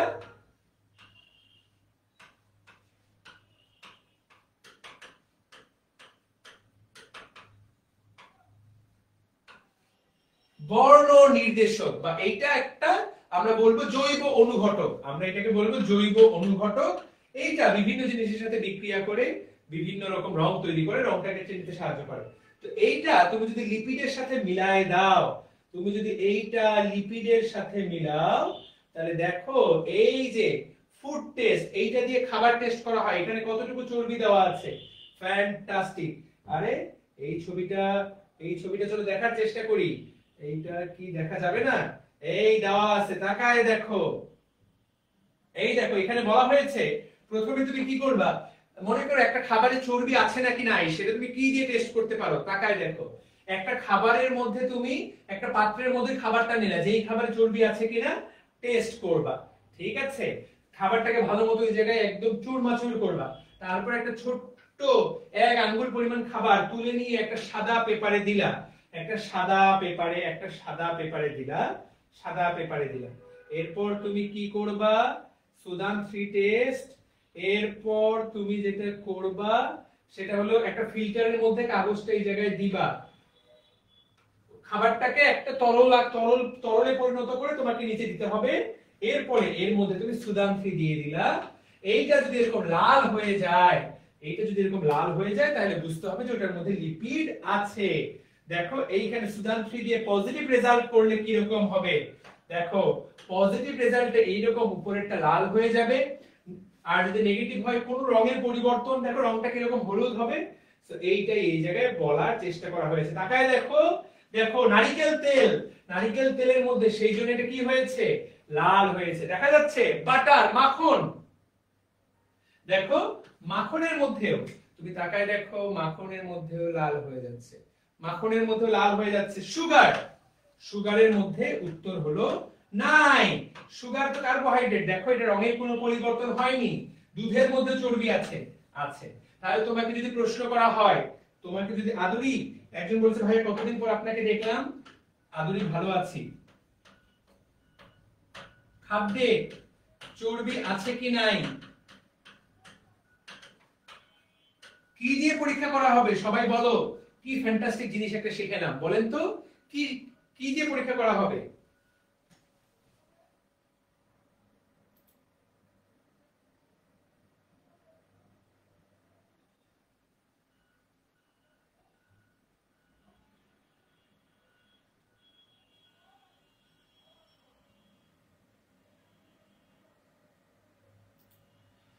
ফ্যান্টাস্টিক, তাহলে সুদান 3 খুবই সুন্দর। তাহলে দেখো তুমি সুদান 3 উপরে কত একটা ক্লিয়ার কাট আইডিয়া পেয়ে গেলা সুদান 3 সাহায্যে। বইয়ের মধ্যে এই লাইনটা দেওয়ার অর্থ কি?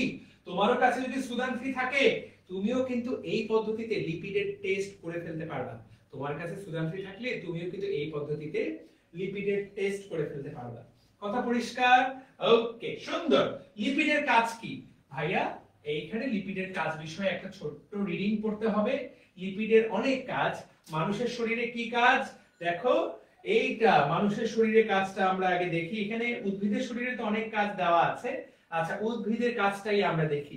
মনে রাখতে হবে যে, খেয়াল করো,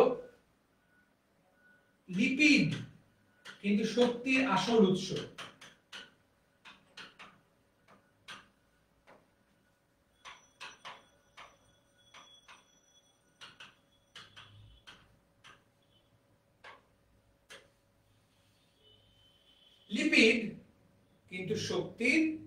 লিপিড কিন্তু শক্তির একটা বিশাল উৎস। তুমি 1 গ্রাম যদি শর্করাকে ভাঙো তুমি 4 কিলো ক্যালোরি শক্তি পাবা।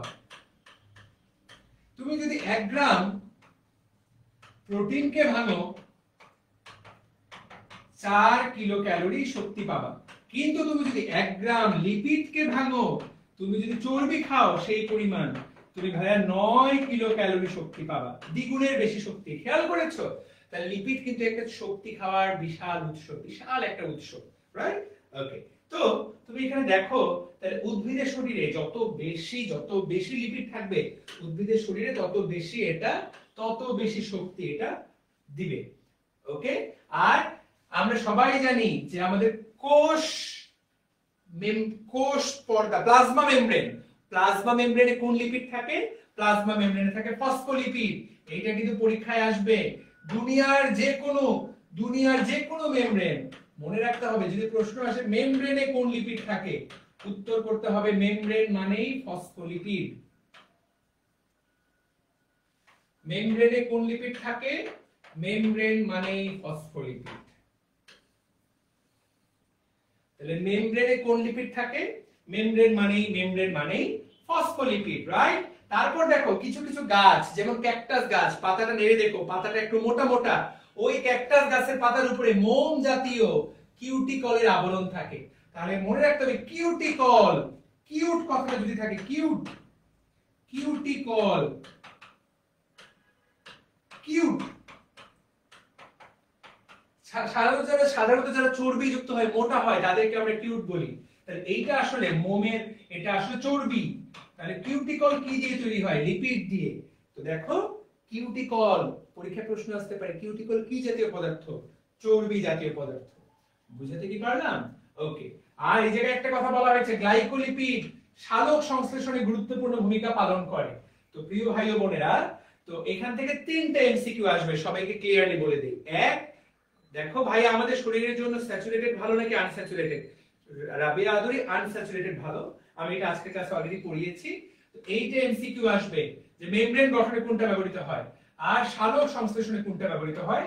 উত্তর হলো গ্লাইকোলিপিড। তো ভাইয়া এইগুলাই তো বুঝি না, গ্লাইকোলিপিড টিপিড কি? তো দেখো আমরা এখন সেই বিষয়ে আলোচনাতে যাব। তো এই পর্যন্ত যা যা পড়াইলাম, 1 ঘন্টা ক্লাস হয়েছে, 8টা 8 থেকে 9টা 9, 1 ঘন্টায় আমাকে বলো তো যা যা পড়ালাম কিছুটা বেসিক কনসেপ্ট কি ক্লিয়ার হয়েছে? আমরা আগামী 1 ঘন্টায় বাকি অংশটুকু শেষ করে ফেলবো। যারা থাকবে শেষ পর্যন্ত, দেখি তো কে কে শেষ পর্যন্ত থাকবে। আমি আর 40 মিনিট ক্লাস নিব, কে কে শেষ পর্যন্ত থাকবে বলো।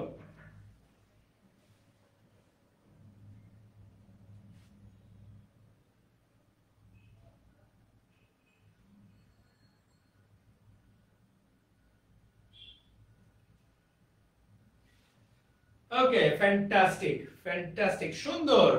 ওকে, তাহলে এটা 25 ব্যাচের ক্লাস। ওকে, তাহলে অনেকজন শেষ পর্যন্ত থাকবে।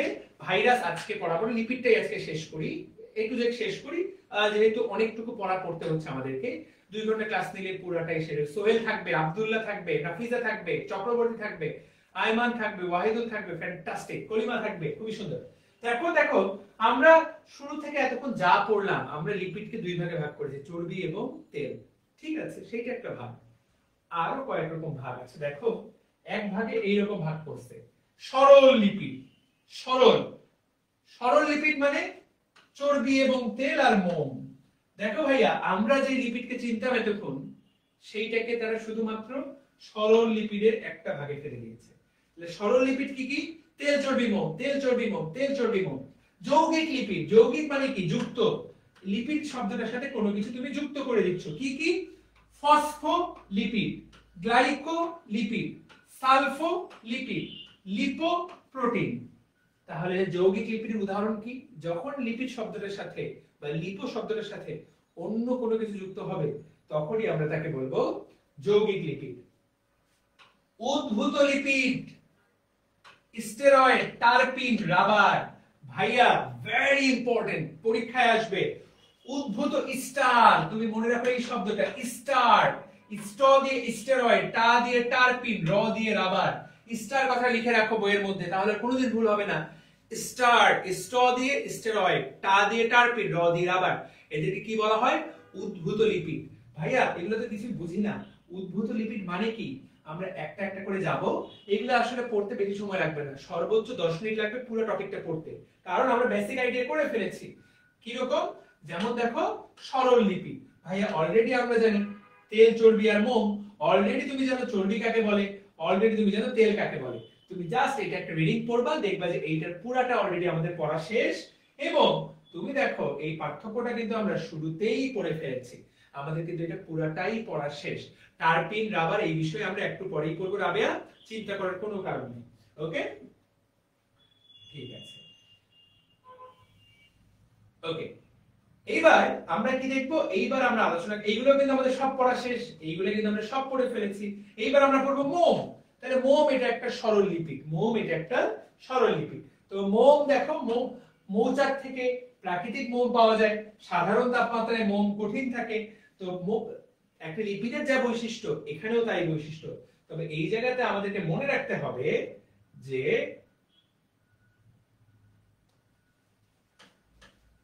তেল বা চর্বি, ভালো করে তাকাও, তেল বা চর্বি, মন দিয়ে শোনো, ফ্যাটি অ্যাসিড প্লাস গ্লিসারল, একটু বোঝার চেষ্টা করো কেন এটা পড়াচ্ছি। গ্লিসারল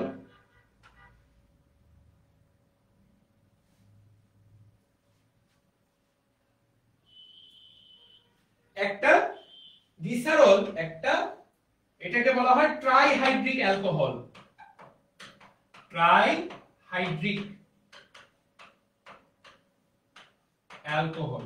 তো তোমরা যারা একটু অ্যাডভান্স পড়ালেখা জানো তারা হয়তো গ্লিসারলের সংকেত জানো, আর যারা জানো না তাদের প্যারা নেওয়ার কোনো কারণ নেই। সামনে আসছে সুদিন, দিনে দিনে তোমার যদি কোনো ঋণ হয়ে থাকে সেটা তুমি শোধ করতে পারবা, সমস্যা নাই, তুমি কিন্তু পারবা। গ্লিসারলের সংকেতের দিকে তোমাদের একটু দেখাই দিই। এই যে গ্লিসারল, দেখো তো ভাইয়া, এই হলো গ্লিসারল।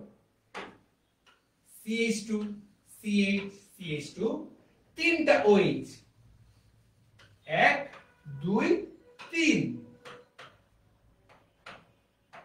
এইটাকে বলা হয়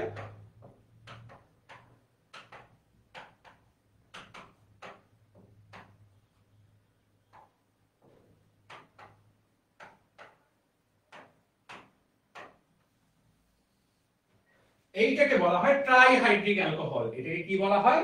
এটাকে বলে ট্রাইহাইড্রিক অ্যালকোহল, কারণ তিনটা হাইড্রোমূলক, 1 2 3, তিনটা হাইড্রোমূলক, যার একটা হাইড্রোমূলক থাকবে, যেমন ROH, তাকে বলে মনোহাইড্রিক।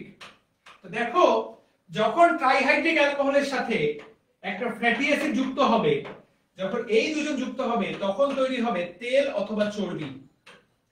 আর মোমের ক্ষেত্রে এইটার সাথে ভাইয়া যুক্ত হবে ফ্যাটি অ্যাসিড, তখন তৈরি হবে মোম।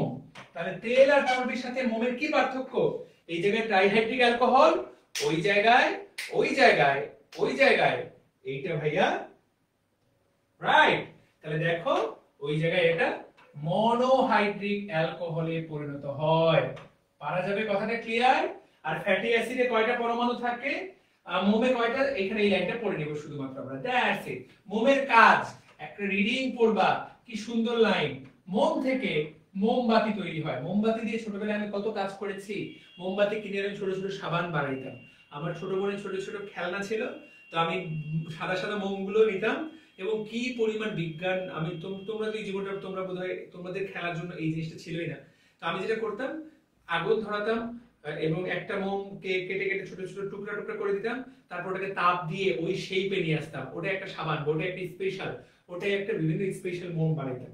তোমরা দেখবা, তোমরা যদি বিভিন্ন কসমেটিক্সের দোকানে যাও বা প্রসাধনী সামগ্রীর দোকানে যাও, দেখবে সুন্দর সুন্দর ছোট ছোট মোম বিক্রি করে, যেগুলো মোমগুলো আলো জ্বালালে, যেগুলো ডিজাইন মোম। তো আমি এটা বানিয়েছি।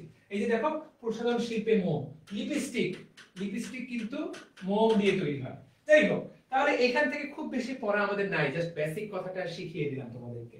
ওকে, এইবার যৌগিক লিপিড ভাইয়া 4 প্রকার। ফসফোলিপিড, তোমার কাজ কি হবে?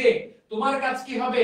প্রথম লাইনটা পড়া, মনে রাখতে হবে দুনিয়ার সকল কোষ ঝিল্লি, দুনিয়ার সকল ঝিল্লির গাঠনিক উপাদান ফসফোলিপিড, এইটাই তুমি জানবা। ঠিক আছে? ফসফোলিপিডে কি থাকে? ফসফাটাইডিক অ্যাসিড। কয়েকটা ফসফোলিপিডের উদাহরণ কি কি দেখো, লিসিথিন, সেফালিন, প্লাজমালোজেন, নাম তিনটা পড়বা। I think that will be enough, বাকি পয়েন্টগুলো আসবে না। গ্লাইকোলিপিড কিসে সাহায্য করে? ফটোসিনথেসিসে। এইটাই শুধু পড়বা, এই লাইনটাই এমসিকিউ আসবে ভাই। এগুলো থেকে কি প্রশ্ন আসবে? শুধুমাত্র এমসিকিউ। সবাই লিখে কমেন্ট, লিখে বইয়ের মধ্যে লিখো এমসিকিউ এবং কমেন্ট করো ডান। আমি কালকে মোম গলিয়ে গোক শেপে নিয়েছি। গোক শেপটা আবার কি? আদুরি বলেছো কালকে মোম গলিয়ে গোক শেপে নিয়েছো। হোয়াট ইজ গোক শেপ? ওকে, সালফোলিপিড নিয়ে আসলে তেমন কিছু দেওয়া নাই। Thank you. Lipoprotein, just go for reading. লিপোপ্রোটিনটা মাইটোকন্ড্রিয়ার ইলেকট্রন ট্রান্সপোর্ট সিস্টেমের সাথে জড়িত।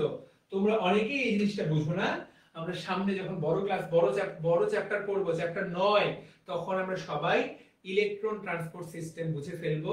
চিন্তা করার কোনো কারণ নাই। ওকে ভাইয়া, ডান। এইবার উদ্ভূত লিপিড সবচেয়ে গুরুত্বপূর্ণ। এতক্ষণ যেগুলো পড়লাম বোরিং পড়া, এইবার তোমাদেরকে ডাক্তার বানাবো। সবাই ডাক্তার হওয়ার জন্য রেডি হও। তুমি ভবিষ্যতে ডাক্তারি পড়ো আর না পড়ো, বাট তোমাকে আমি এবার ডাক্তার বানানোর পড়া পড়াবো।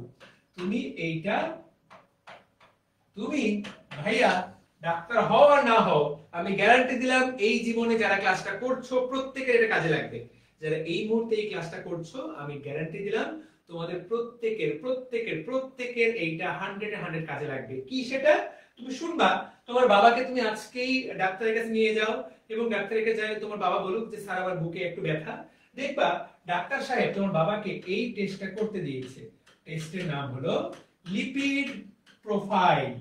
দেখবা লিপিড প্রোফাইল, ডাক্তার সাহেব তোমার বাবাকে লিপিড প্রোফাইল টেস্ট করতে দিয়েছে। কি টেস্ট? Lipid profile test. এখন তোমরা প্রশ্ন করবে যে ভাই লিপিড প্রোফাইল টেস্ট কি জিনিস? তো দেখো, আমাদের শরীরে, আমাদের রক্তে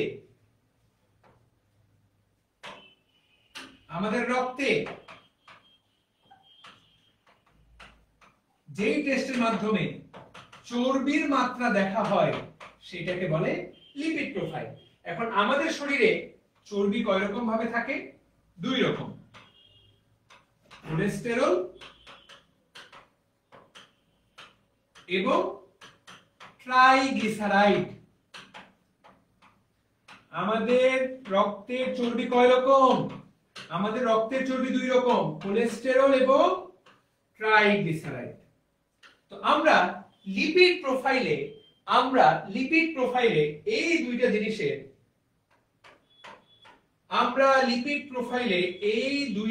জিনিসের, মাত্রা দেখি। কথা ক্লিয়ার? ওকে, তো এখন কোলেস্টেরল আবার কয় রকম? কোলেস্টেরল কে আমরা 3 ভাগে দেখি। এক হলো টোটাল কোলেস্টেরল। সম্পূর্ণ কোলেস্টেরলের কি অবস্থা? খারাপ কোলেস্টেরল, এলডিএল কোলেস্টেরল, এটা হলো খারাপ। আর এইচডিএল কোলেস্টেরল, এটা হলো ভালো। তাহলে কোলেস্টেরলকে আমরা মোট কয়টা ভাগে দেখব? পুরা কোলেস্টেরল কতটুকু আছে, এর মধ্যে খারাপ কোলেস্টেরল কতটুকু আছে, এর মধ্যে ভালো কোলেস্টেরল কতটুকু আছে। তাহলে তোমরা আমাকে বলবা যে ভাই এগুলোর মানেটা কি? এইচডিএল হলো ভালো, এইটা হলো খারাপ। তাহলে কোলেস্টেরল আমরা কয় ভাগে দেখব? 3 ভাগে। TC, LDL, C, HDL, C. তোমরা প্রত্যেকের শরীরে এই পরীক্ষা, প্রত্যেকের এই পরীক্ষাটা লাগবে। এই জীবনে যদি বেঁচে থাকো দুনিয়াতে, এই পরীক্ষা তোমাকে আজর কালো করাইতেই হবে। টিসি মানে তোমার পুরো শরীর, তোমার পুরো শরীরের রক্তে এই মুহূর্তে কোলেস্টেরলের মাত্রা কত। তো বুঝতেই পারতেছো, এটা যত বেশি হবে তোমার জন্য ব্যাপারটা ততটাই খারাপ। এলডিএল, লো ডেনসিটি, শব্দটা আপাতত মুখস্থ করো। এদের ঘনত্ব কম, এই জন্য এদের নাম লো ডেনসিটি লিপোপ্রোটিন। এটাও এক ধরনের কোলেস্টেরল। তাহলে এটা যেহেতু খারাপ, তার মানে এই দুইটার মাত্রা বাড়া তোমার জন্য খুব খারাপ। এই দুইটা তোমার জন্য খারাপ। কিন্তু একটা কোলেস্টেরল আছে যার নাম হাই ডেনসিটি লিপোপ্রোটিন।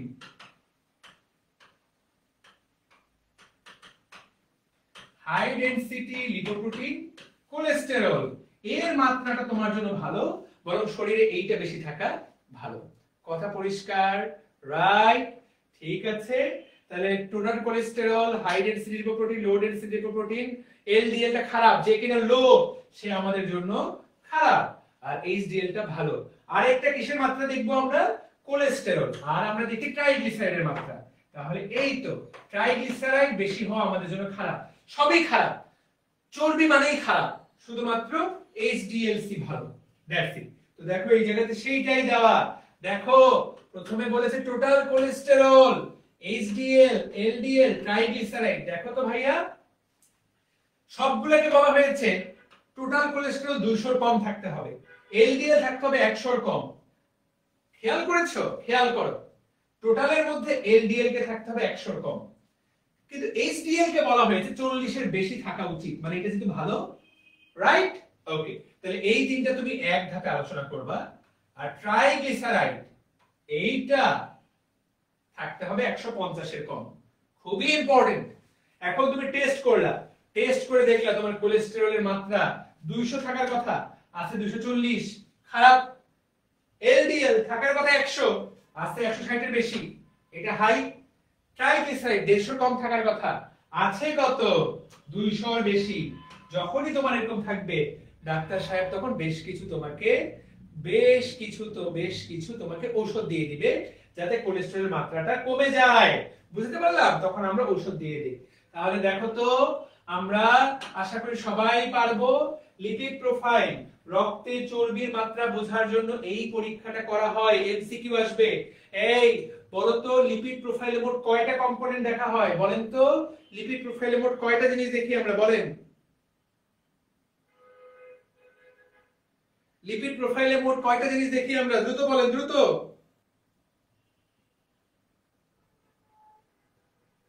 মোট 4টা জিনিস দেখি, মানে কোনটা এর মধ্যে একমাত্র ভালো? লিপিড প্রোফাইলে একমাত্র ভালো জিনিস কোনটা?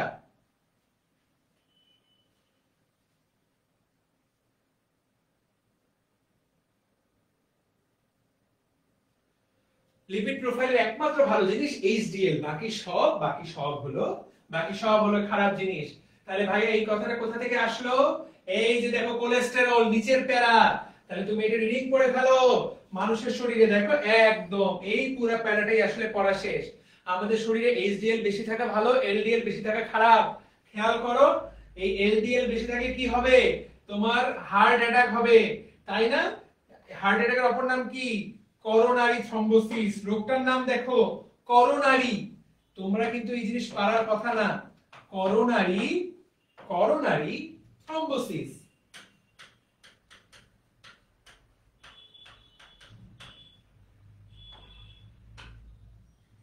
করোনারি মানে হার্ট, থ্রম্বোসিস মানে ব্লক হওয়া। সহজ বাংলায় আপাতত এইটুকু শেখো, হার্ট ব্লক, রাইট? করোনারি রক্তনালী, হার্টের রক্তনালী ব্লক হয়ে যাওয়ার অপর নাম কি? হার্টের রক্তনালী ব্লক হয়ে যাওয়ার অপর নাম করোনারি থ্রম্বোসিস। এইটারই অপর নাম হার্ট অ্যাটাক, এইটারই অপর নাম মায়োকার্ডিয়াল ইনফার্কশন, MI। একই জিনিসের তিনটা নাম, যাহাই করোনারি থ্রম্বোসিস, তাহাই হার্ট অ্যাটাক, তাহাই myocardial infarction. Right Rabeya? Fantastic. তাহলে সবাই আশা করি বুঝতে পেরেছো। তাহলে করোনারি থ্রম্বোসিস হবে কোনটা বেড়ে গেলে? LDL, খারাপ কোলেস্টেরল বেড়ে গেলে। তাহলে কোনটা কেমন থাকা উচিত এইটা আমরা পড়ে ফেললাম। তাহলে কোলেস্টেরল পড়া শেষ। আরেকটা প্রশ্ন পরীক্ষায় আসবে, কোলেস্টেরল থেকে কি তৈরি হয়? Vitamin D. পরীক্ষায় আসবে ভিটামিন ডি তৈরি হয় কোথা থেকে? কোলেস্টেরল। আর পিত্তের প্রধান উপাদান কি? কোলেস্টেরল। এই দুটো জিনিস তোমাকে টনটনা মুখস্থ রাখতে হবে। কোলেস্টেরল বেশি থাকা খারাপ, কিন্তু না থাকলে তুমি মরে যাবা। কোলেস্টেরল অত্যন্ত গুরুত্বপূর্ণ, কিন্তু বেশি থাকলেও মরে যাবা, না থাকলেও মরে যাবা। একটা লেভেলে থাকতে হবে। সেই জন্য কিন্তু আমাদেরকে বিভিন্ন তেল জাতীয় খাবার খেতে হবে, নাহলে শরীরে কোলেস্টেরল তৈরি হবে না। কোলেস্টেরল তৈরি না হলে পিত্ত তৈরি হবে না এবং ভিটামিন ডি তৈরি হবে না। ঠিক আছে, ভেরি ইম্পর্টেন্ট। এখান থেকে এই লাইনটা কিন্তু পরীক্ষায় আসবে। রক্তের স্বাভাবিক মাত্রা কত? মানুষের রক্তে কোলেস্টেরল স্বাভাবিক মাত্রা কত? ক্লিয়ারলি বলে দিলাম। ওকে ওকে, ডান। এখন এই কোলেস্টেরল গুলো আসলে কিসের রূপান্তর? স্টেরয়েডের রূপান্তর। প্রিয় ভাই বোনের একটা শব্দ আছে, শুনে রাখো, স্টেরয়েড। মানুষের আবিষ্কার করা সেরা জিনিসগুলোর একটা স্টেরয়েড। শুনে থাকবা, বিভিন্ন খেলোয়াড় নিজের শক্তি বাড়ানোর জন্য স্টেরয়েড ইনজেকশন নিয়েছে। শুনে থাকবা, কুরবানির গরুকে কুরবানি দেওয়ার আগে স্টেরয়েড ইনজেকশন দিয়ে গরুটাকে মোটা তাজা করা হয়েছে। স্টেরয়েড এখন পর্যন্ত ডাক্তাররা আমরা সকল রোগের চিকিৎসায় ব্যবহার করা হয়। যখন সবকিছু ফেল, তখন কিন্তু দিন শেষে এই স্টেরয়েড ব্যবহার করা হয়। এই স্টেরয়েড অনেক টাইপের আছে, তার মধ্যে একটা হলো কোলেস্টেরল। তো এখানে দেখো এইটাই বলা হয়েছে, স্টেরয়েড অনেক রকম আছে, তার মধ্যে একরকম টাইপ হলো কোলেস্টেরল, একটা হলো স্টিগমাস্টেরল, একটা হলো আর্গোস্টেরল। স্টেরয়েড বিভিন্ন জায়গায় পাওয়া যায়। এমসিকিউ আসবে, হৃদপিণ্ডের চিকিৎসায় কোন স্টেরয়েড ব্যবহৃত হয়? মুখস্থ করতে হবে, ডিজিটালিন। আর আর্গোস্টেরল কোথায় পাওয়া যায়? ইস্টে আর্গোস্টেরল পাওয়া যায়। আলুতে কোন স্টেরয়েড পাওয়া যায়? আলুতে পাওয়া যায় কোলেস্টেরল। বুঝতে পারলাম? তাহলে কোলেস্টেরল, এখান থেকে তিনটে এমসিকিউ আসবে। হৃদপিণ্ডের চিকিৎসায় কোন স্টেরয়েড ব্যবহৃত হয়? আলুতে কোন স্টেরয়েড পাওয়া যায়? এবং ইস্টে কোন স্টেরয়েড? এখান থেকে তিনটে এমসিকিউ আসবে, সবাই লিখে নাও। গ্যারান্টি দিলাম দুনিয়ার সকল পরীক্ষায় তুমি এখান থেকে এমসিকিউ পাবা। রাইট, ওকে। আর রাবার, টারপিন, এইগুলা কি? তো দেখো তো টারপিন কি জিনিস? এখান থেকে তেমন কিছু আসলে আসবে না। কে যেন বলছিল যে ভাই টারপিন মেশানো হয় রঙের সাথে, হ্যাঁ এটা সেই টারপিন। দেখো বার্নিশের কাজে ব্যবহার করা হয় টারপিন, এটা সেই টারপিন বিভিন্ন প্রসাধনী সামগ্রী তৈরি করতে। জাস্ট তুমি এটা পড়লেই হবে। পুদিনা পাতায় পাওয়া যায়, তুলসী পাতায় পাওয়া যায়, এইগুলাতে টারপিন পাওয়া যায়, এটা রিডিং পড়লেই হবে। টারপিন একটা উদ্বায়ী লিপিড, এইটুকু আমরা জেনে গেলাম। আর রাবার, রাবার তোমরা সবাই চেনো ভাইয়া। এই যে রাবার, আমি এই জায়গায় টানতে পারছি, আমার আমার এই জায়গায় রাবার আছে, টানতেছি বলে বড় হচ্ছে। তো রাবার আমাদের সব জায়গায় আছে, রাবার আমরা সবাই চিনি। রাবার গাছের নামটা পড়তে হবে। রাবার গাছের নাম। দেখো রাবার কিসে কিসে ব্যবহৃত, রিডিং। এখান থেকে কি আসবে? শুধু রাবার গাছের নামটা প্রশ্ন আসতে পারে। তাহলে আমরা দেখলাম এগুলোকে উদ্ভূত লিপিড বলা হয়। উদ্ভূত লিপিড মানে, উদ্ভূত লিপিড মানে দেখো এখানে হেডলাইন দেওয়া আছে। উদ্ভূত লিপিড মানে কি? যৌগিক লিপিড থেকে তৈরি হয় এরা, যৌগিক লিপিড। যৌগিক লিপিডের আদ্র বিশ্লেষণের ফলে যে লিপিড উৎপন্ন হয় তাকে বলে উদ্ভূত বা ডিরাইভড, একটা থেকে আরেকটা রূপান্তর করে। রূপান্তরিত লিপিড, রূপান্তরিত লিপিড, রূপান্তরিত লিপিড। সোহান বলেছে ড্যাড 19-20 এসেছিল। ওকে সোহান, ড্যাড 19-20 এসেছে। ওকে ডান, রাইট। তাহলে উদ্ভূত লিপিডের সংজ্ঞাটা পড়াই দিলাম। এখান থেকে মূলত এমসিকিউ আসবে। ওকে, আমাদের আজকের দিনে লাস্ট পড়া, একদম লাস্ট পড়া, আগামী 5 মিনিট, প্রচন্ড গুরুত্বপূর্ণ। স্টেরয়েড নিয়ে আরো কিছু পড়ালেখা, দেখো তার আগে ভিটামিন নিয়ে পড়ালেখা প্রচন্ড ইম্পর্টেন্ট, খেয়াল করো। তাহলে পড়া শেষ। এইখানে তারপর কি লেখা? ভিন্ন ধর্মী লিপিড, ক্যারোটিনয়েড, স্টেরয়েড, ভিটামিন। তাহলে এইটা একটা এমসিকিউ আসবে, ভিন্ন ধর্মী লিপিড কি?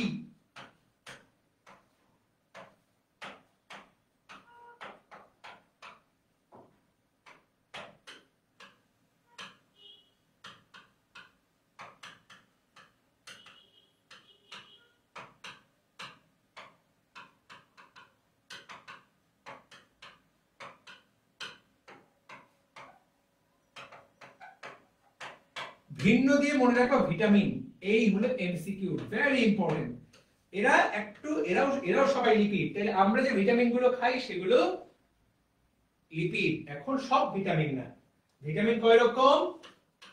এ, বি, সি, ডি, ই এবং কে। এর মধ্যে এ, ডি, ই, কে, এই চারটা আজকের পর যাতে কারো ভুল না হয়, অ্যাডেক, এই চারটা প্রচন্ড ইম্পর্টেন্ট। এরা হলো লিপিড বা চর্বি জাতীয়। এরা চর্বি জাতীয়, প্লাস যেহেতু এরা চর্বি জাতীয় তার মানে এরা চর্বিতে দ্রবীভূত হবে। এদেরকে বলে চর্বি দ্রাব্য ভিটামিন।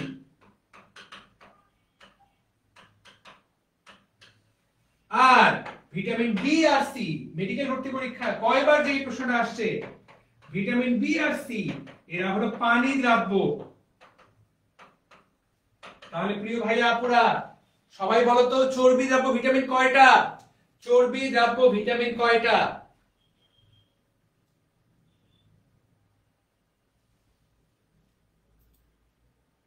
চর্বি দ্রাব্য ভিটামিন কয়টা এবং কি কি? চর্বি দ্রাব্য ভিটামিন কয়টা এবং কি কি?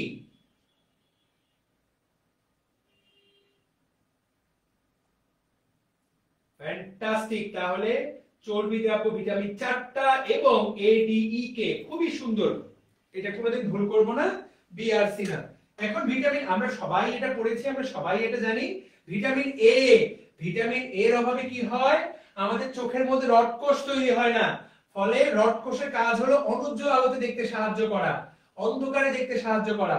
ফলে যখনই একটু অন্ধকার হয়ে যায়, রডকোষ যেহেতু তৈরি কাজ হয় না, তাদের রাতকানা রোগ হয়। তাহলে ভিটামিন এর অভাবে কি হয়, রাতকানা রোগ।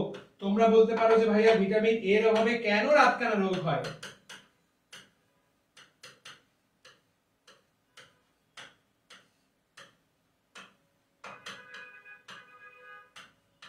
ভিটামিন এর অভাবে কেন রাতকানা রোগ হয়? কারণ রডকোষ কাজ করে না। ভিটামিন এ না থাকলে রডকোষ কাজ করে না। আমাদের চোখে দুই ধরনের কোষ থাকে রেটিনার মধ্যে, রডকোষ এবং কোন কোষ। রডকোষের কাজ হলো অন্ধকারে দেখতে সাহায্য করা। যেহেতু রডকোষ কাজ করে না, সেই জন্য ভিটামিন এর অভাব হলে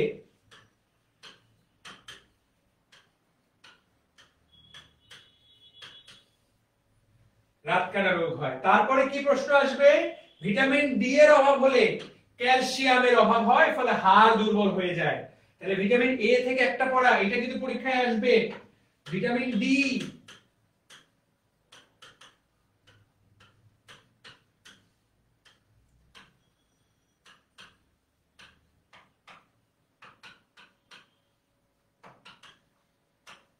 ক্যালসিয়ামের অভাব, ফলে হাড় দুর্বল হয়। হাড় দুর্বল প্রচন্ড ইম্পর্টেন্ট। দেখবে তোমার কখন ডাক্তারের কাছে গেলে যদি বলে যে হাত পা গুলো ব্যথা করে, দেখবে যে ডাক্তার তোমাকে ভিটামিন ডি এবং ক্যালসিয়াম দুইটি ওষুধ খাইতে দিয়েছে। তাহলে ডি এর সাথে কার সম্পর্ক? ক্যালসিয়ামের। তারপর ই এর সাথে জারণ বিজারণের সম্পর্ক।